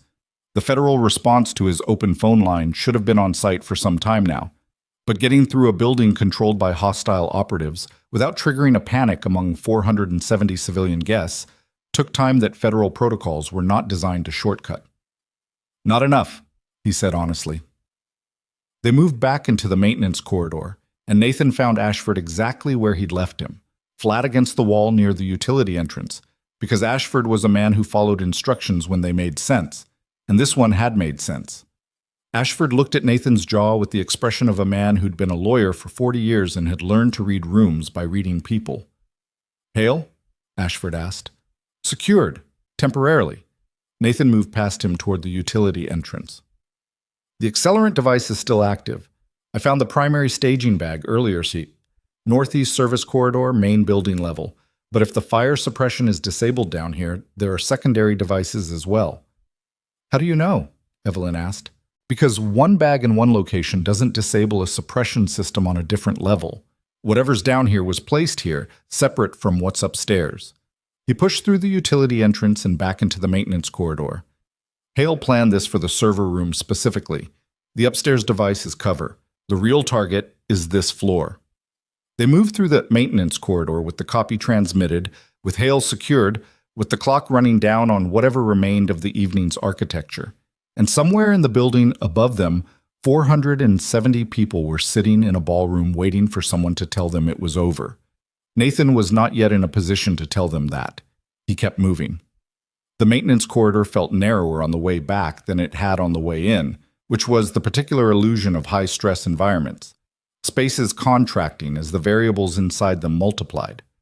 Nathan moved fast, Evelyn and Ashford behind him, working through the layout in his head the way he'd been trained to work it, not as a building but as a system, each room a node, each corridor a connection, each locked door a decision point with a cost attached. He needed to find the secondary accelerant device before anyone with access to a remote trigger decided that the evening's primary plan was unsalvageable and moved to the contingency. The contingency, he was increasingly certain, was burning the evidence and walking away from the rest.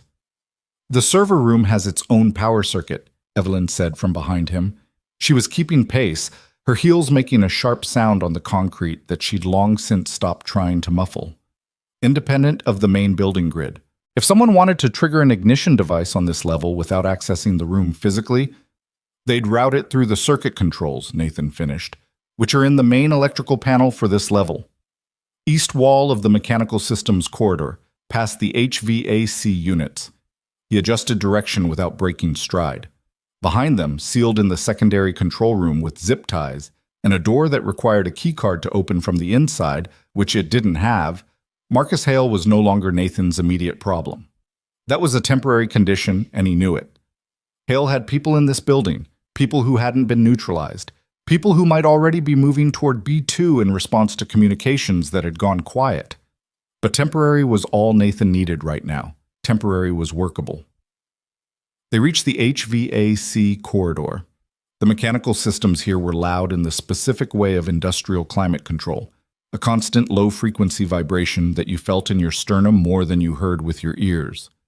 3 large duct units lined the north wall, and past them, mounted in a recessed alcove behind a gray steel panel, was the electrical distribution board for the B2 level. The panel was already open. Nathan stopped. Evelyn stopped behind him. The panel was open, and someone had been at it recently. He could see the marks in the dust on the panel housing, finger smudges at the edges, and more relevantly, he could see what had been added to the circuit board's lower tier. A small device, matte black, roughly the size of a deck of cards, adhered to the board housing with industrial tape and connected to 2 of the circuit feeds with leads that were thin enough to look like standard wiring if you weren't looking for them. He crouched in front of it. "Remote trigger," he said. "Receiver unit. It listens for a radio signal on a specific frequency and closes the circuit when it gets one." "Which would do what to the accelerant?" Ashford asked. "The accelerant isn't just flammable material in a bag. The bag was the staging component. It's connected to a dispersal mechanism. When the circuit closes, the dispersal activates, spreads the accelerant across the target area, and the ignition source in the device triggers it." He studied the connections. The device upstairs is the same design, probably. 2 separate trigger points, same receiver frequency, controlled remotely. "Can you disable it?" "Yes." He studied the lead connections. But not by pulling the leads. If it's designed with a failsafe, disconnecting the power feed triggers ignition rather than preventing it. That's standard design for this type of device. You disable the receiver, not the circuit. "How?" He looked at the device for a moment longer. The receiver unit had a small antenna stub on its upper edge, barely visible, pressed flush against the panel housing. The antenna was the vulnerability. Without the antenna receiving the trigger signal, the device was inert regardless of what the circuit did. "I need something non-conductive, thin enough to fit between the antenna and the housing, and rigid enough to physically block the connection point." He looked around the corridor. "A piece of plastic, rubber, anything that isn't metal."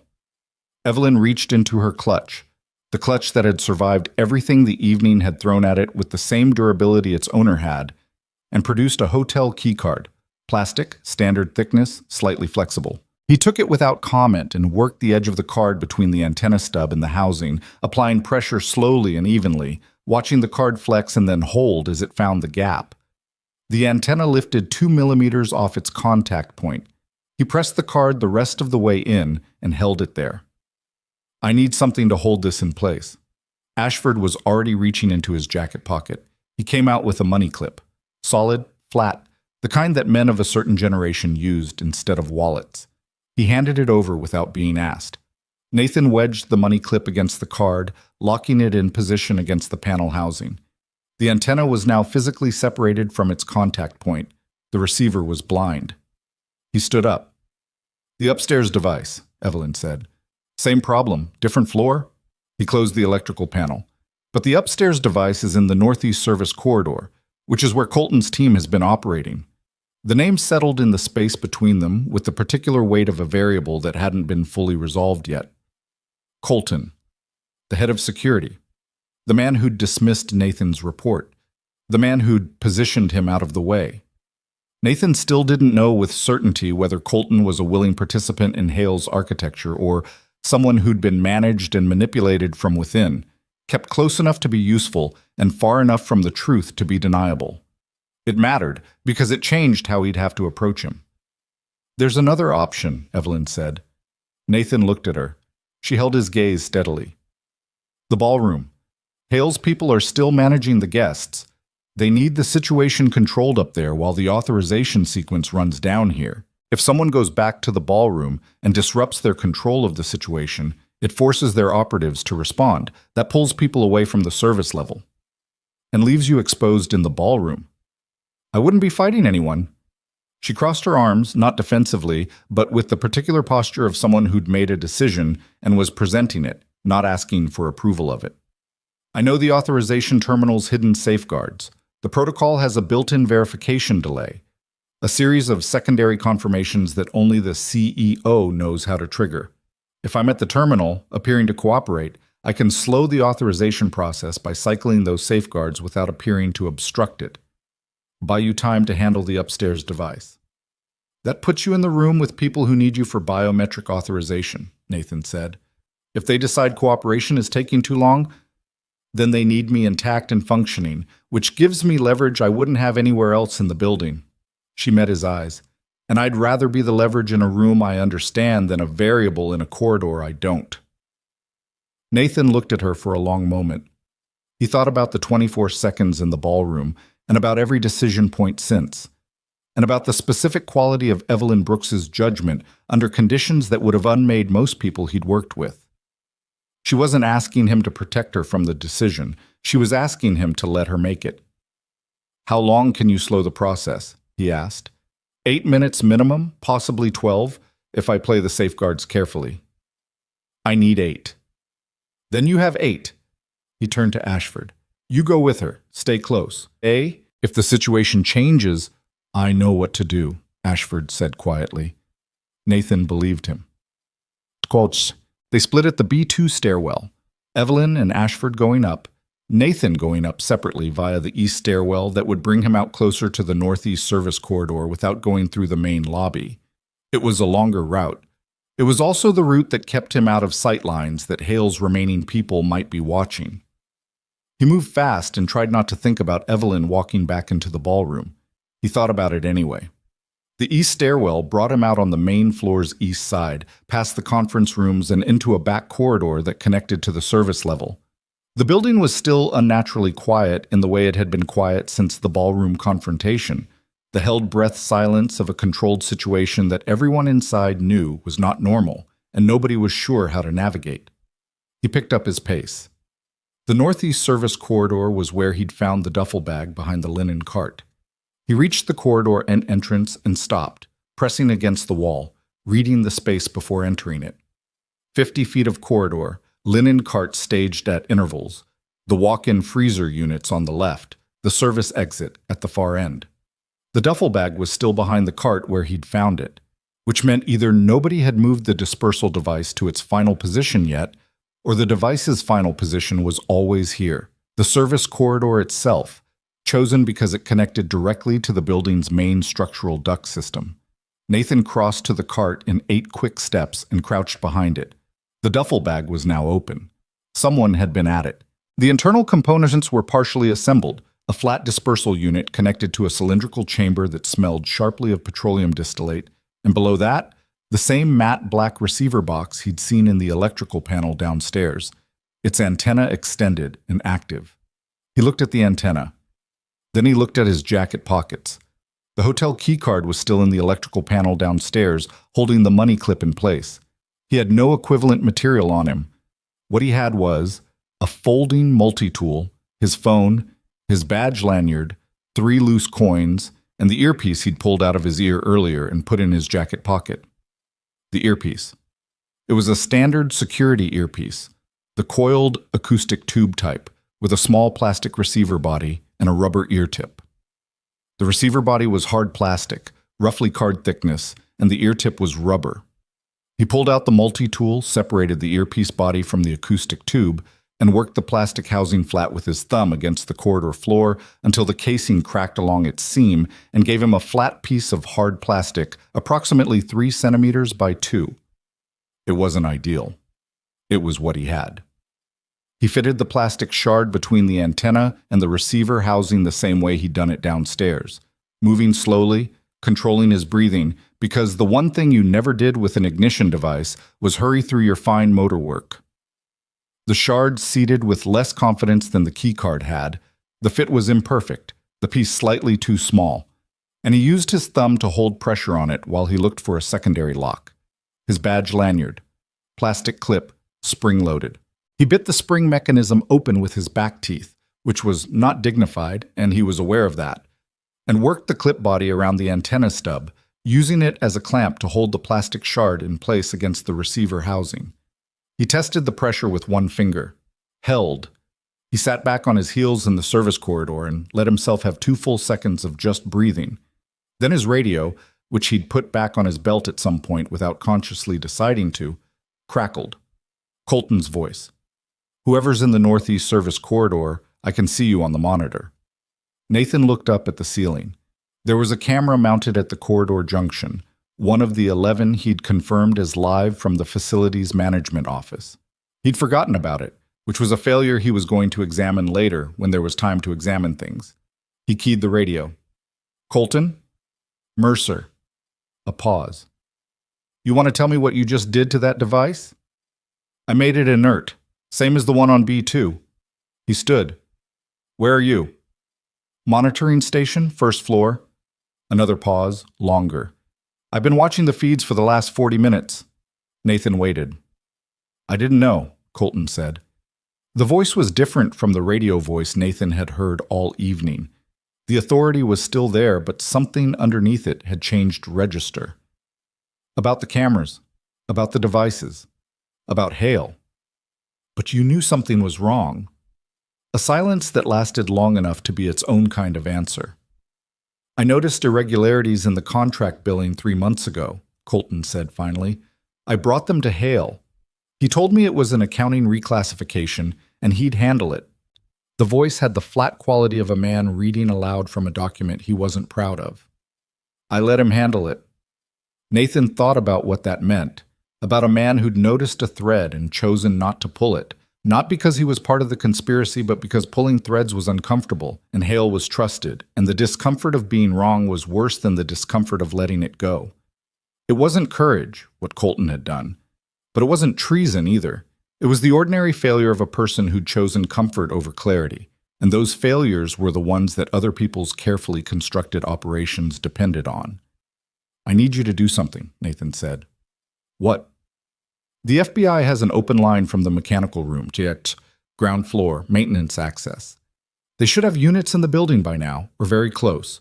Find the senior agent and tell them Marcus Hale is secured in the secondary control room on B2. Tell them there are 2 disabled accelerant devices, northeast service corridor main floor and B2 electrical panel. Tell them Evelyn Brooks is in the ballroom voluntarily and needs immediate support." A pause. "And Hale's remaining people? How many are unaccounted for?" "Based on what I've been watching on the feeds, 4. 2 in the ballroom managing guests, 1 near the main entrance, 1 I lost track of near the B1 landing 20 minutes ago." "The one near B1 is going to find Hale," Nathan said. "That's your most urgent problem. Get federal agents to B2 before that happens." "Mercer," Colton's voice was tight. "I'm sorry. About earlier. About dismissing your report." Nathan stood in the service corridor with the disabled accelerant device behind him and the radio in his hand, and he thought about what to say to that. He thought about it for approximately 2 seconds. "Move fast," he said. "We can do the rest later." He put the radio back on his belt and started moving toward the ballroom. The ballroom anteroom was where the guests had been consolidated. Nathan could see through the small window in the anteroom door that the 470 people who'd been in the main ballroom during the confrontation had been moved, presumably to make the space more manageable. The 2 operatives managing them were visible at opposite sides of the room, maintaining the kind of professional distance that kept everyone in view without anyone feeling individually targeted. Nathan was not going through the anteroom. He went around it, through the kitchen access corridor, past the staging area where the shrimp cocktail station was still set up and completely untouched, through the service door on the ballroom's south side that led him into the ballroom itself from a direction that didn't pass either operative's sightline. The ballroom was nearly empty now. The chandeliers were still lit. The tables were still set. It looked like a gala that had paused mid-breath and hadn't figured out yet how to start again. At the far end of the room, near the stage, the authorization terminal had been deployed, a portable unit that connected to the building's network infrastructure, set up on a table that had been cleared of its original centerpiece. An operative Nathan hadn't seen before was standing at the terminal's side, and Evelyn was at the terminal. She was typing, slowly, deliberately, in the specific rhythm of someone who was doing something that required precision and was not going to be hurried into imprecision. The operative beside her was watching the screen with the tight attention of someone who understood what the screen was supposed to show and was noticing that it wasn't showing it quickly enough. "It's running the secondary verification protocol," Evelyn said, without looking at the operative. Her voice was the voice of someone explaining a technical process that she found mildly tedious and was going to explain correctly regardless. "There are 4 confirmation layers. They're sequential. I can't skip them." "How long?" the operative said. "As long as they take." She typed another sequence.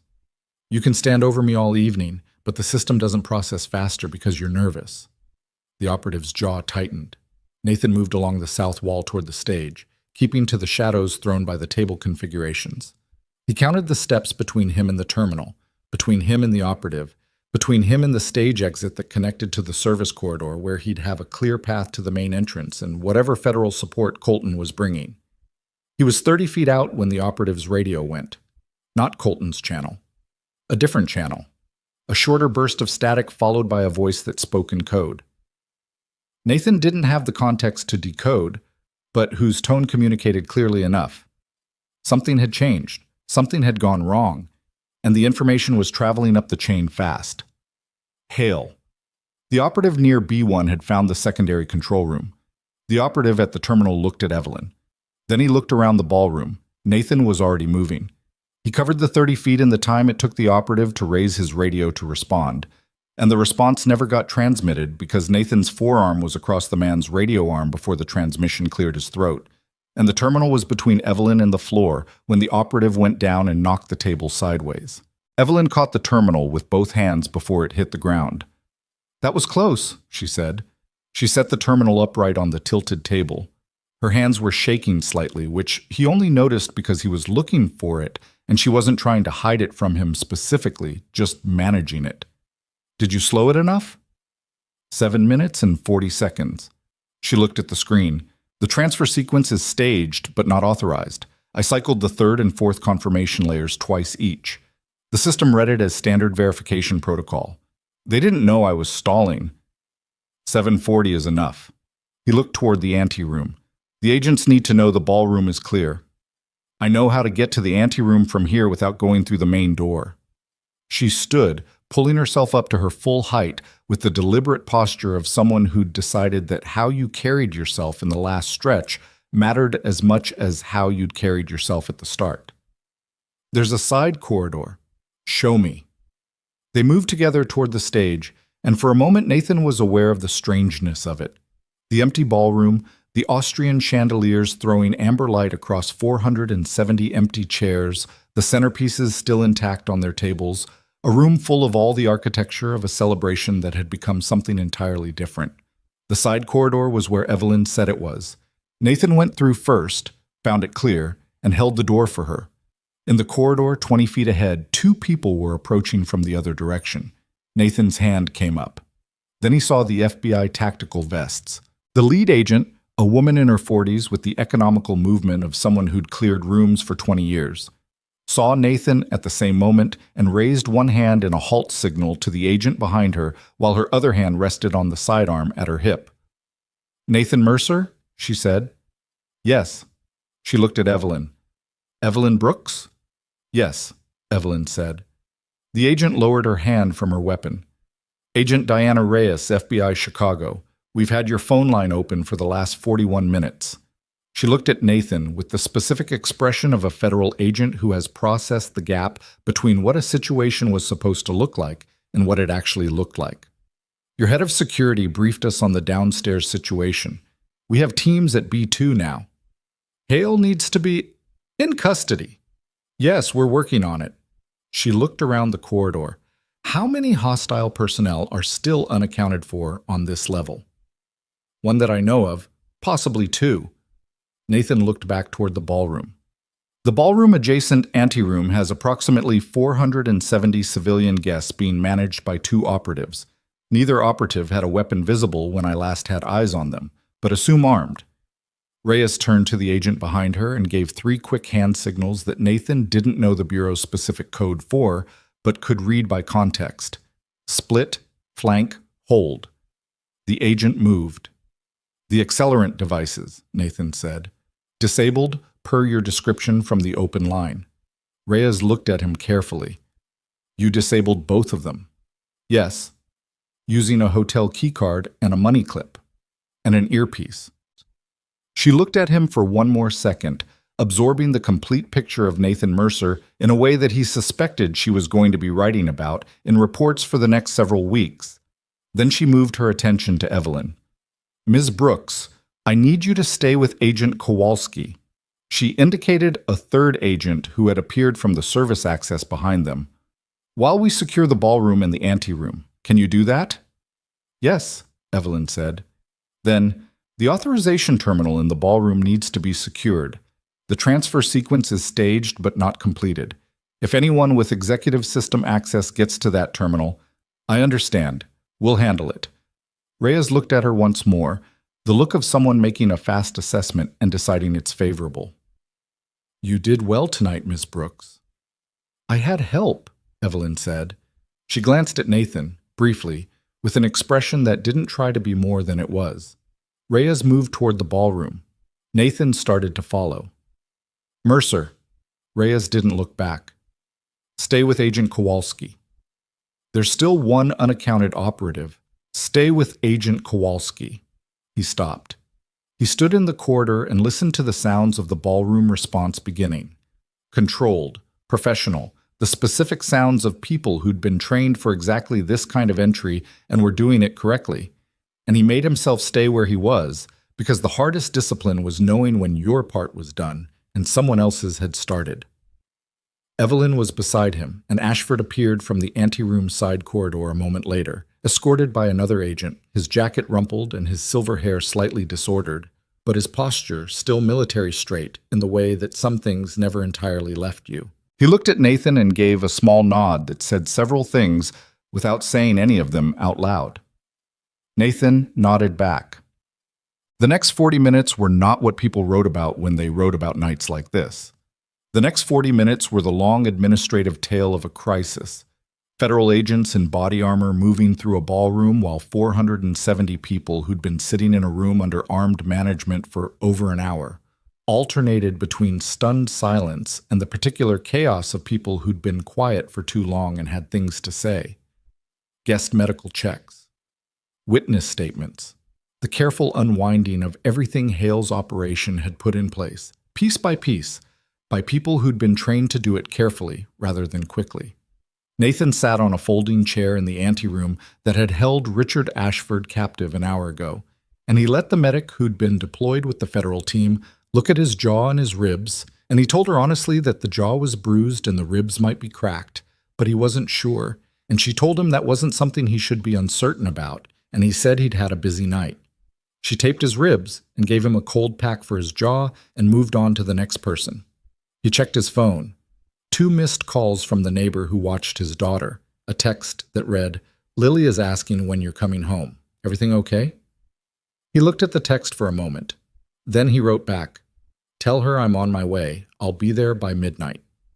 It was going to be after midnight. He knew that. But the message was true in the way that mattered. He was going to make it home, and Lily was going to wake up in the morning with her father in the next room, and the world that contained that fact was intact. That was what he'd chosen when he'd said no to Hale's offer. Not nobility. Not some cleanly principled decision made from a height. Just a calculation about what mattered most when you stripped everything else away. And the answer had been the same answer it always was when he asked the question honestly. Agent Reyes found him in the anteroom 20 minutes later. She sat down in the chair across from him with the posture of someone who'd been on her feet for too long and wasn't going to admit it. "Marcus Hale is in federal custody," she said. His personnel are being processed. The authorization terminal has been secured and the transfer sequence has been voided by our technical team. She paused. The evidence copy transmitted by Ms. Brooks reached our secure relay intact. All of it. Nathan absorbed that. The SMG operational files, he said. The ambush cross-reference. Reyes looked at him with the careful expression of someone who'd read the personnel files connected to this case and understood what she was looking at. Those files are part of the evidentiary package. They'll be subject to full forensic analysis. And the names attached to the ambush order, whatever Hale has access to. That will be part of his interrogation. She looked at him steadily. I won't promise you an outcome, Mercer. I will tell you that what you transmitted tonight is the most comprehensive documentary evidence I've seen in 15 years of federal work. If the names are findable, this is how they get found. It wasn't what he'd wanted from Hale's offer. It was slower, less direct, mediated by process and institutions and the particular patience that legal investigations required. It was also the only version that produced something that lasted, something that couldn't be traded away or revoked when the person holding it decided its value had changed. He nodded. Reyes stood up. Your statement. We'll need it tonight, then you're free to go. How long? 40 minutes, maybe less. She looked at him once more in that particular way she had. The way of someone deciding how to file a person they don't have an obvious category for. What you did tonight, Mercer. The devices, the evidence. Hale. She paused. That was not a typical night's work for a temporary hire. No, he agreed. I imagine you know that. I do. She left.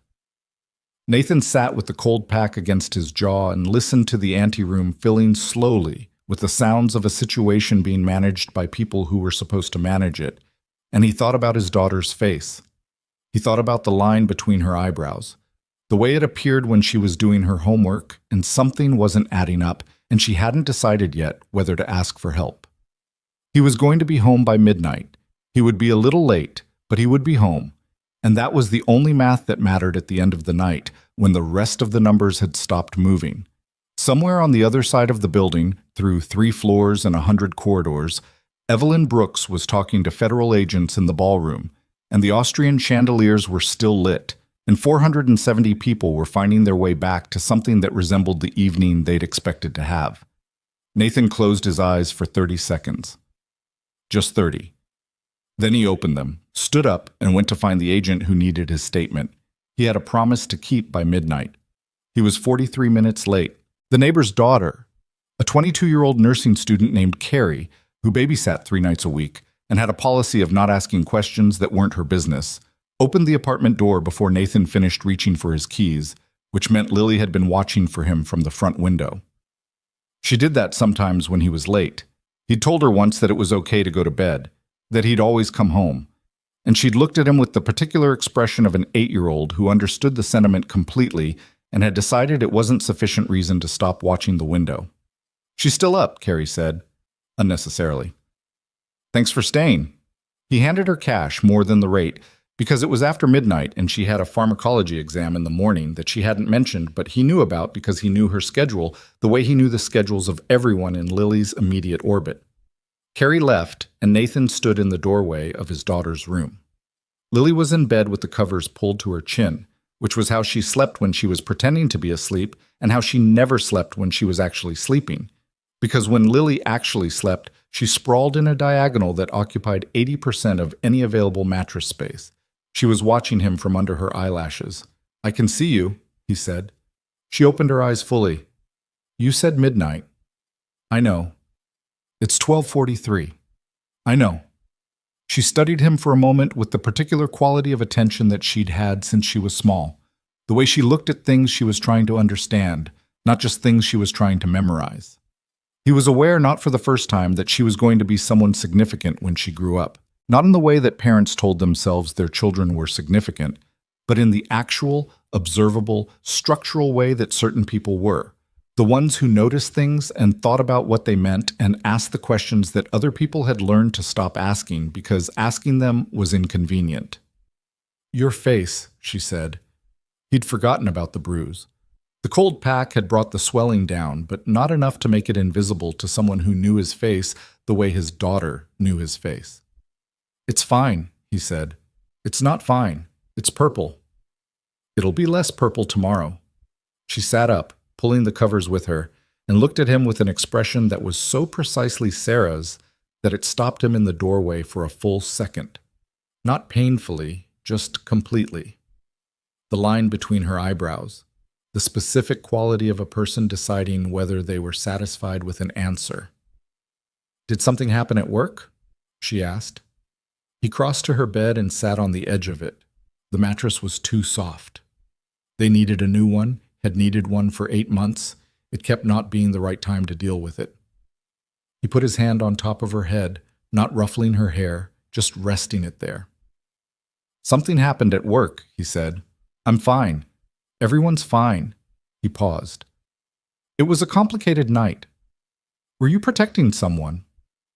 "Yes." She absorbed that. Then she lay back down and pulled the covers up again, not to chin height this time, but to her collarbone, which was her actual sleeping configuration. "Good," she said. He sat there for another minute, listening to her breathing slow and settle into the pattern that meant she was actually going to sleep this time. And he thought about what it cost to keep a promise to an 8-year-old when keeping it required walking into situations that had every reason to go wrong. He thought about whether the math of that was something he'd ever be able to fully calculate. He didn't think it was. He thought it was the kind of math that you just kept doing, day after day, without the comfort of a final answer. He turned off her lamp and went to bed. He lay there in the dark for a long time before he slept. The investigation moved the way federal investigations moved, simultaneously slower and faster than anyone outside them expected. Slower because evidence of this complexity, touching defense contracts and corporate infrastructure, and an organization that had spent years making itself look like something legitimate, required the kind of careful assembly that couldn't be rushed without being broken. Faster, because once the first thread was pulled, the threads beneath it came with a momentum of their own. In the first week, the FBI and the Department of Justice jointly announced the arrests of Marcus Hale, 11 Sentinel Meridian Group operatives involved in the Gala infiltration, and 4 individuals connected to the shell company network that had funded the operation over 8 years. Colton was placed on administrative leave pending an investigation into his role, not as a suspect in Hale's operation, which the evidence did not support, but for the professional failure of having identified irregularities and chosen not to pursue them. That investigation would take 4 months and result in a formal censure and voluntary resignation. Nathan didn't have strong feelings about that outcome. He thought it was probably the right outcome for a man who'd made the ordinary human mistake of choosing comfort over clarity, and he thought the 4 months of investigation were probably their own kind of consequence, regardless of the formal result. D. Colton had missed what Nathan had seen in the first 2 hours. That was true. But Nathan had spent 11 years in environments where missing things had immediate, irreversible consequences, which had a way of calibrating your attention that most people's professional lives never required. Holding someone to a standard that their experience had never demanded of them was a specific kind of unfairness that Nathan had learned over years and some painful iterations to be careful about. He gave his formal statement to Agent Reyes on the morning after the gala, sitting in a federal field office conference room with a cup of coffee that was worse than anything he'd made at home in the last 4 years. The statement took 3 hours. She asked good questions. Precise, not leading, the kind that created space for information rather than filling it. He answered everything honestly, including the part about Hale's offer and why he'd refused it. She looked at him when he got to that part with the expression he was becoming familiar with. The particular expression of someone encountering a variable they didn't have an obvious category for. "He offered you the names," she said. "The people who ordered the ambush." "Yes." "And you refused?" "Yes." She wrote something in her notes. Then she looked up. "Can I ask why?" Nathan looked at the bad coffee. "Because names given by a man trying to buy his escape aren't the same as names arrived at through evidence and process. Whatever he told me, I'd never be able to use it for anything that mattered. And whatever he didn't tell me, I'd spend the rest of my life not knowing whether it was the part that changed the picture." He paused. I'd rather have what you found in those files than what he was willing to trade. Reyes looked at him for a moment. The files are being analyzed. The ambush cross-reference and the associated operational records are part of a separate investigative thread that's being coordinated with the Department of Defense. I know. It's going to take time. I know that too. She closed her notebook. I'll make sure you're notified directly when that thread produces findings. Not through a press release, directly. He hadn't asked for that. He acknowledged it with a nod and didn't add anything to it, because there wasn't anything to add. He drove home and made breakfast for Lily, who had 4 questions about his bruise and 1 question about whether the person he'd been protecting was okay, in that order, which told him something about his daughter's priorities that he filed away with affection. Richard Ashford called him 10 days after the gala. Nathan was at the kitchen table going through a pile of expense receipts that had been accumulating since March, and was not the most engaging task he'd ever undertaken. He answered on the second ring. I wanted to check on you, Ashford said. Not as preamble to something else. Just that. Nathan leaned back in his chair. I'm fine. Ribs are still unhappy. Jaw is better. Good. A pause. I also wanted to say something that I didn't get a chance to say properly that night. You don't need to. I know I don't need to. I'm going to anyway. Ashford's voice had the quality it had in the secondary control room, past the difficult part and into whatever was on the other side of it. I spent 30 years watching people make decisions under pressure. Important people, educated people, people with resources and advisors and every possible institutional advantage. What I saw that night, the way you moved through that situation, the decision you made in that corridor with Hale, that wasn't training. Training is part of it, but training doesn't tell you what to choose when the choice is genuinely hard. Nathan was quiet. Evelyn is going to call you, Ashford said.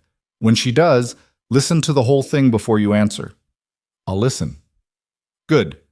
Another pause, shorter. How's your daughter? She's fine. She's got strong opinions about my bruise. Ashford made a sound that was almost a laugh. Good for her. They talked for another few minutes about things that weren't the gala, which was its own kind of necessary, and then Nathan went back to his expense receipts with slightly less resistance than before. Evelyn called on a Tuesday morning 3 weeks after the gala. Nathan was dropping Lily at school. He stood on the sidewalk outside the building and watched Lily navigate the crowd of arriving students with the specific confidence of an 8-year-old who'd decided she had places to be, and he answered the call. Good morning, Evelyn said. Morning. I've been trying to figure out how to start this conversation for about a week, she said. I'm going to skip the version where I do that gracefully and go straight to what I want to say. He almost smiled at that. Okay. What happened the night of the gala the coverage has been significant. The investigation, the arrests, the shell company disclosures. The board has been in emergency session for most of the last 3 weeks. She paused. And I've been rebuilding, internally and publicly, which is uncomfortable and necessary, and I'd rather be doing it than not. I heard you made a public statement. 2, actually. One the morning after, one a week later when more of the investigation details became public. Another pause. I didn't hide it. Any of it. The extent of the infiltration, how long it had been going on, what it cost us in terms of trust. She said it without drama, just as fact. A lot of my board members thought that was the wrong approach, that we should manage the disclosure more carefully. What did you think? I thought that Hale spent 8 years inside my company precisely because we were the kind of organization that managed information carefully, and I wasn't interested in continuing to be that kind of organization. A short pause. So I told the truth, publicly. And then I waited to see what that cost us. What did it cost? 11 major clients issued formal reviews of their contracts. 3 suspended operations pending investigation outcomes. 2 terminated outright. She said each item without softening it. And 14 new enterprise inquiries came in within 10 days. From organizations that said specifically that they'd been watching how we handled the situation and wanted to work with a company that operated that way. Nathan watched Lily disappear through the school's front door. That's not nothing, he said. It's not, she agreed. It also doesn't fix everything. The trust damage inside the company is harder than the external piece. People who worked alongside Marcus Hale for years are having to reckon with what they missed, what they ignored, what they chose not to ask about. That doesn't resolve quickly. No, Nathan said. It doesn't. A silence that was comfortable rather than empty. I want to offer you a position, Evelyn said. Acting Director of Executive Protection. It's a new role. We're restructuring the entire security function from the ground up, with independent oversight at every level. The acting designation is because I want the permanent structure built correctly rather than quickly, and that takes time. But the role starts now, because the need is now. Nathan leaned against the railing at the bottom of the school steps. A woman with a stroller navigated around him with a nod and kept going. Why me specifically? He said. Not false modesty. A genuine question, because the answer mattered to how he thought about the offer. Because you noticed what nobody else noticed. Because you reported what you saw even when it was dismissed. Because you disabled 2 ignition devices with a hotel keycard and an earpiece. A pause. And because when Marcus Hale offered you something you'd spent 4 years wanting, you said no. The last one isn't a professional qualification. No, it's a personal one, which is actually what I need most. She paused. I need someone who understands that the security function of this company exists to protect people, not to protect the company's image of itself. Those 2 things are not the same, and for 8 years we had someone in that role who decided they were. Nathan thought about that for a moment. He thought about Colton, who hadn't been Hale, but had also not been what the role required. He thought about what it would mean to build a security structure from the ground up with independent oversight, no single point of control, no architecture that could be quietly colonized by someone patient enough to wait. He thought about what it would mean to have a job where the principles didn't require him to choose. I have conditions, he said. Richard told me you would. He could hear something in her voice that wasn't quite amusement but was adjacent to it. Tell me. The security function reports to an independent oversight committee, not exclusively to executive leadership. No single executive, but, including you, has unilateral authority over security operations. That has to be structural, not just policy. Agreed, she said, without hesitation. Every critical decision in the security function has a documented second approval. No exceptions, no emergency bypasses, without a recorded rationale. Agreed.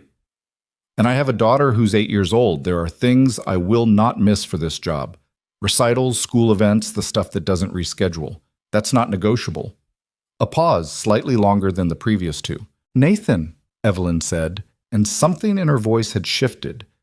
Not softer exactly, but more direct, more personal, the way a voice gets when a person stops presenting and starts just talking.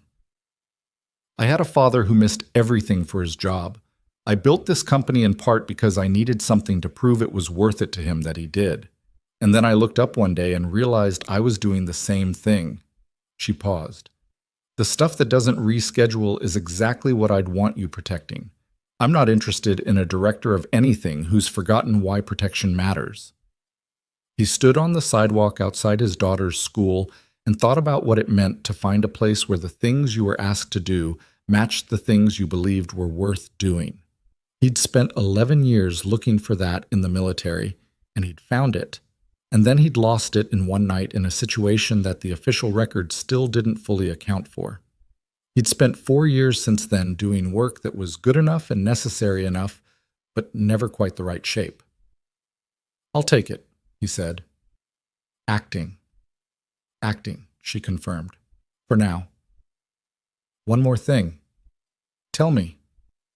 Richard Ashford, whatever formal role he still holds in the company, the oversight committee structure should include him, not as a favor, because he's the one who noticed the billing discrepancy, and noticing it cost him a night zip-tied to a chair.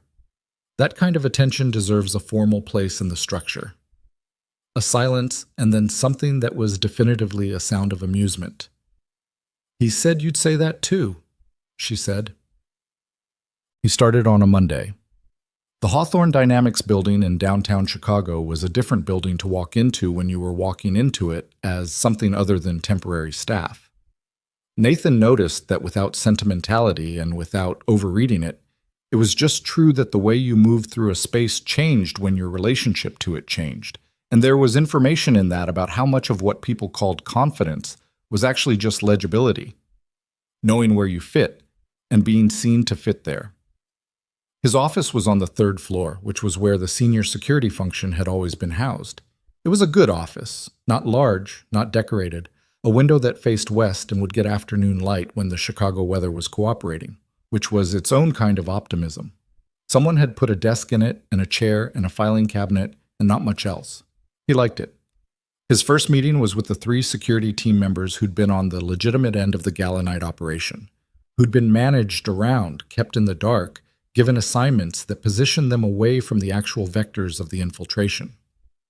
They'd all spent the 3 weeks since the Gala being interviewed by federal investigators and their own sense of their professional competence, which was a harder interview than the federal one. He sat across from them in a conference room and looked at 3 people who were waiting to find out what he thought of them. "You were set up," he said, "not individually, structurally. The system you were operating in was designed to keep you from seeing what you would have otherwise seen." He looked at each of them in turn. "That's not an excuse for anyone.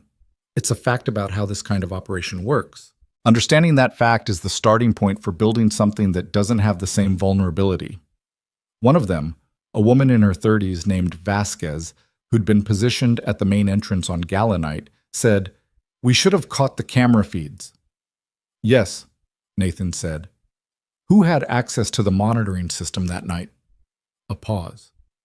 "The monitoring station was managed through Colton's team, which means the people who should have been catching feed anomalies were managed by the person who was managing the operation." Nathan put his hands on the table. "You couldn't catch it from where you were standing. The architecture prevented it. That's what we're fixing." He spent 2 hours with them going through the structural failures, not to assign blame, which the federal investigation had already done more thoroughly than he could, but to map the gaps, where the oversight had been singular instead of redundant, where the documentation had been manageable by one person instead of distributed across multiple independent records, where trust had been substituted for verification in ways that felt reasonable at the time and were catastrophic in aggregate. He'd spent 4 years being unable to fix the thing that had broken his life. He was not going to spend the next 4 years building another structure with the same vulnerabilities. When the meeting ended, Vasquez stopped at the door. "Can I ask you something?" she said. "Sure." "When you reported the camera feed to Colton that night, when he dismissed it, why didn't you escalate further? You could have gone over his head." Nathan thought about that. It was a good question. It was actually the question he'd asked himself most in the 3 weeks since. "I did escalate," he said. "I called federal dispatch. I started moving toward the threat independently." He paused. "What I didn't do was make enough noise in the institutional channel. I filed it once, it was dismissed, and I trusted my own judgment over the institutional process." He looked at her. "Which, that night, turned out to be the right call. But it's not a principle I want to build a security function on. It's a principle that works when the individual judgment is right. The whole point of structural oversight is that it doesn't depend on any one person being right." She nodded slowly. "So we're building something that would have caught what you caught, even if you hadn't been there." "Yes," he said. "That's exactly what we're building." The federal investigation's findings on the ambush cross-reference came 6 weeks after the Gala, delivered by Agent Reyes in person, which she'd said she would do and did. She sat across from Nathan in his west-facing office on a Tuesday afternoon when the Chicago weather was cooperating, and she put a folder on the desk between them that was thicker than he'd expected, which was either a good sign or a complicated one. The SMG files cross-reference 3 separate operational records related to the ambush, she said. "We were able to use those records to identify 2 individuals who held decision-making authority over the operation your team was assigned to. Both are now subjects in a joint FBI-DOD investigation." She paused. "One of them is a former government contractor who left the sector in the year following the ambush. The other is currently serving in an advisory role with a federal agency that I can name but won't put on record in a way that prejudices the investigation. Nathan sat with that. The investigation will take time, she said. Federal cases of this complexity, touching both civilian criminal conduct and military operational classification, don't resolve quickly. I want to be honest about that. I know. But the evidentiary basis we have now is stronger than anything that's existed in any prior attempt to examine this case. What you transmitted from that terminal that night is what makes this investigation possible. She paused. I thought you should know that. He looked at the folder on the desk. He didn't open it. Thank you, he said. She stood.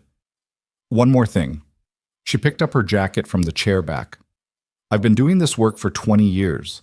I've interviewed a lot of people who've done things in difficult situations that were technically impressive and legally useful.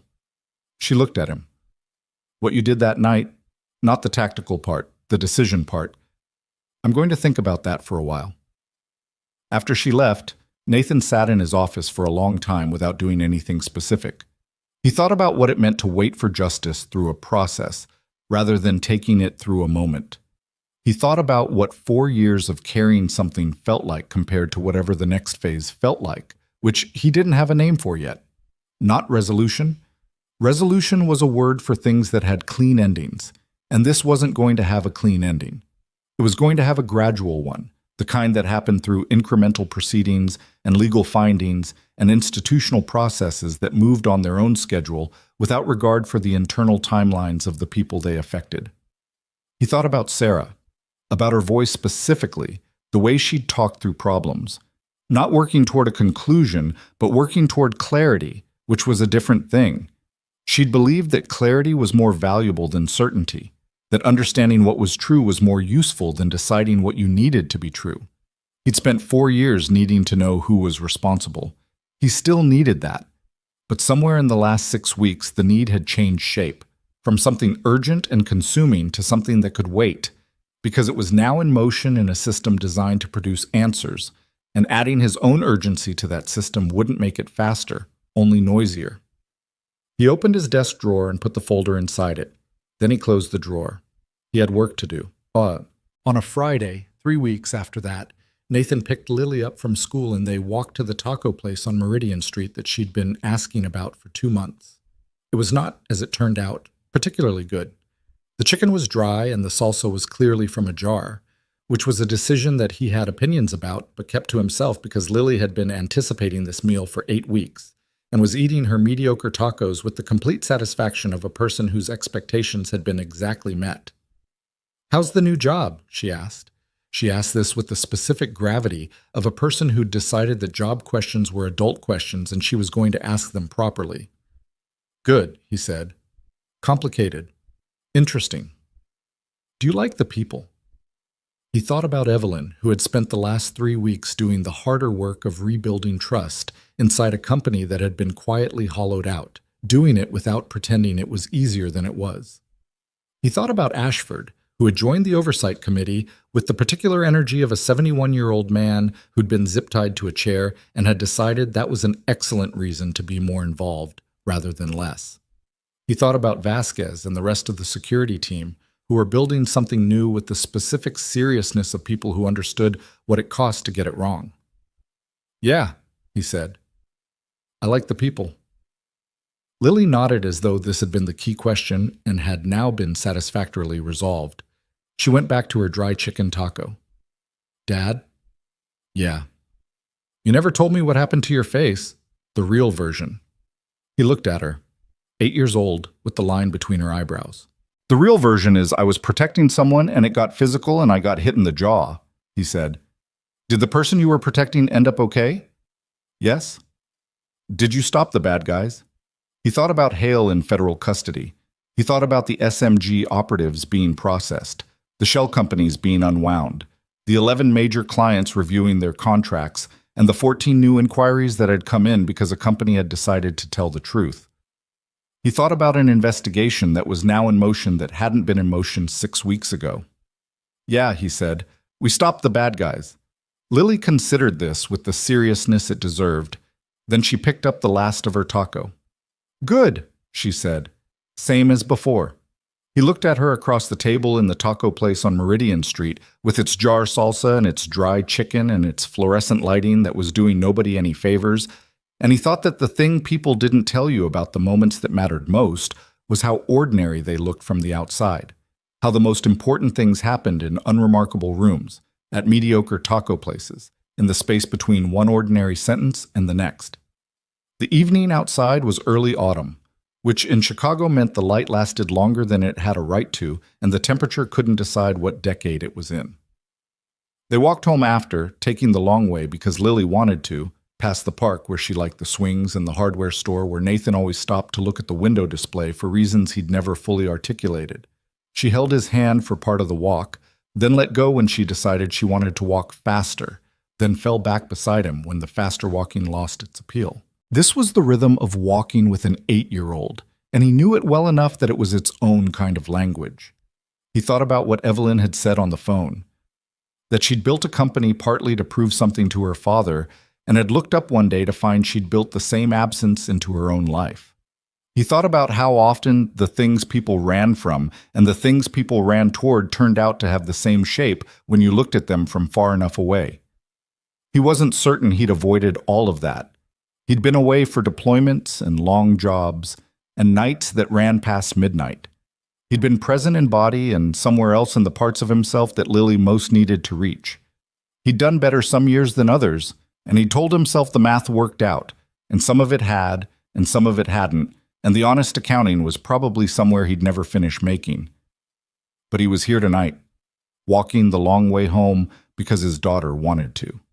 43 minutes late 3 weeks ago and 12 minutes early today, which was not a trend he was making promises about, but was a true fact about this specific evening. That was what he had to work with, the specific evening. He thought there was something important in that, something that applied not just to parenting, but to most of what mattered, that you couldn't fix the past version of yourself, and you couldn't guarantee the future version, and the only one you actually had jurisdiction over was the one walking down a Chicago sidewalk at dusk, holding his daughter's hand when she offered it and letting her go when she needed to go faster. The apartment building appeared at the end of the block. Lily saw it and decided she did want to walk faster after all, and he let her go ahead and watched her run the last half block with the uncomplicated energy of someone who hadn't yet learned to ration herself. He walked the last half block at his own pace. There was a federal investigation in motion. There was a security function being rebuilt from the ground up with independent oversight at every level. There were names in a folder in a desk drawer that would become findings in a process that would take its own time. There was a company choosing honesty over convenience, and a 71-year-old vice chairman on an oversight committee, and a brilliant 30-year-old CEO who decided that the most radical thing she could do was tell the truth and see who was still there afterward. There was a lot of work still to do, which was not a discouraging thought. It was just an accurate one. Nathan Mercer walked into his building on a Friday evening in early autumn, took the stairs instead of the elevator because the elevator was slow, and pushed open the door to his apartment where Lily was already pulling off her shoes in the entryway and asking if they could watch something before bed. He said yes. They watched something before bed, and that was enough for the specific evening.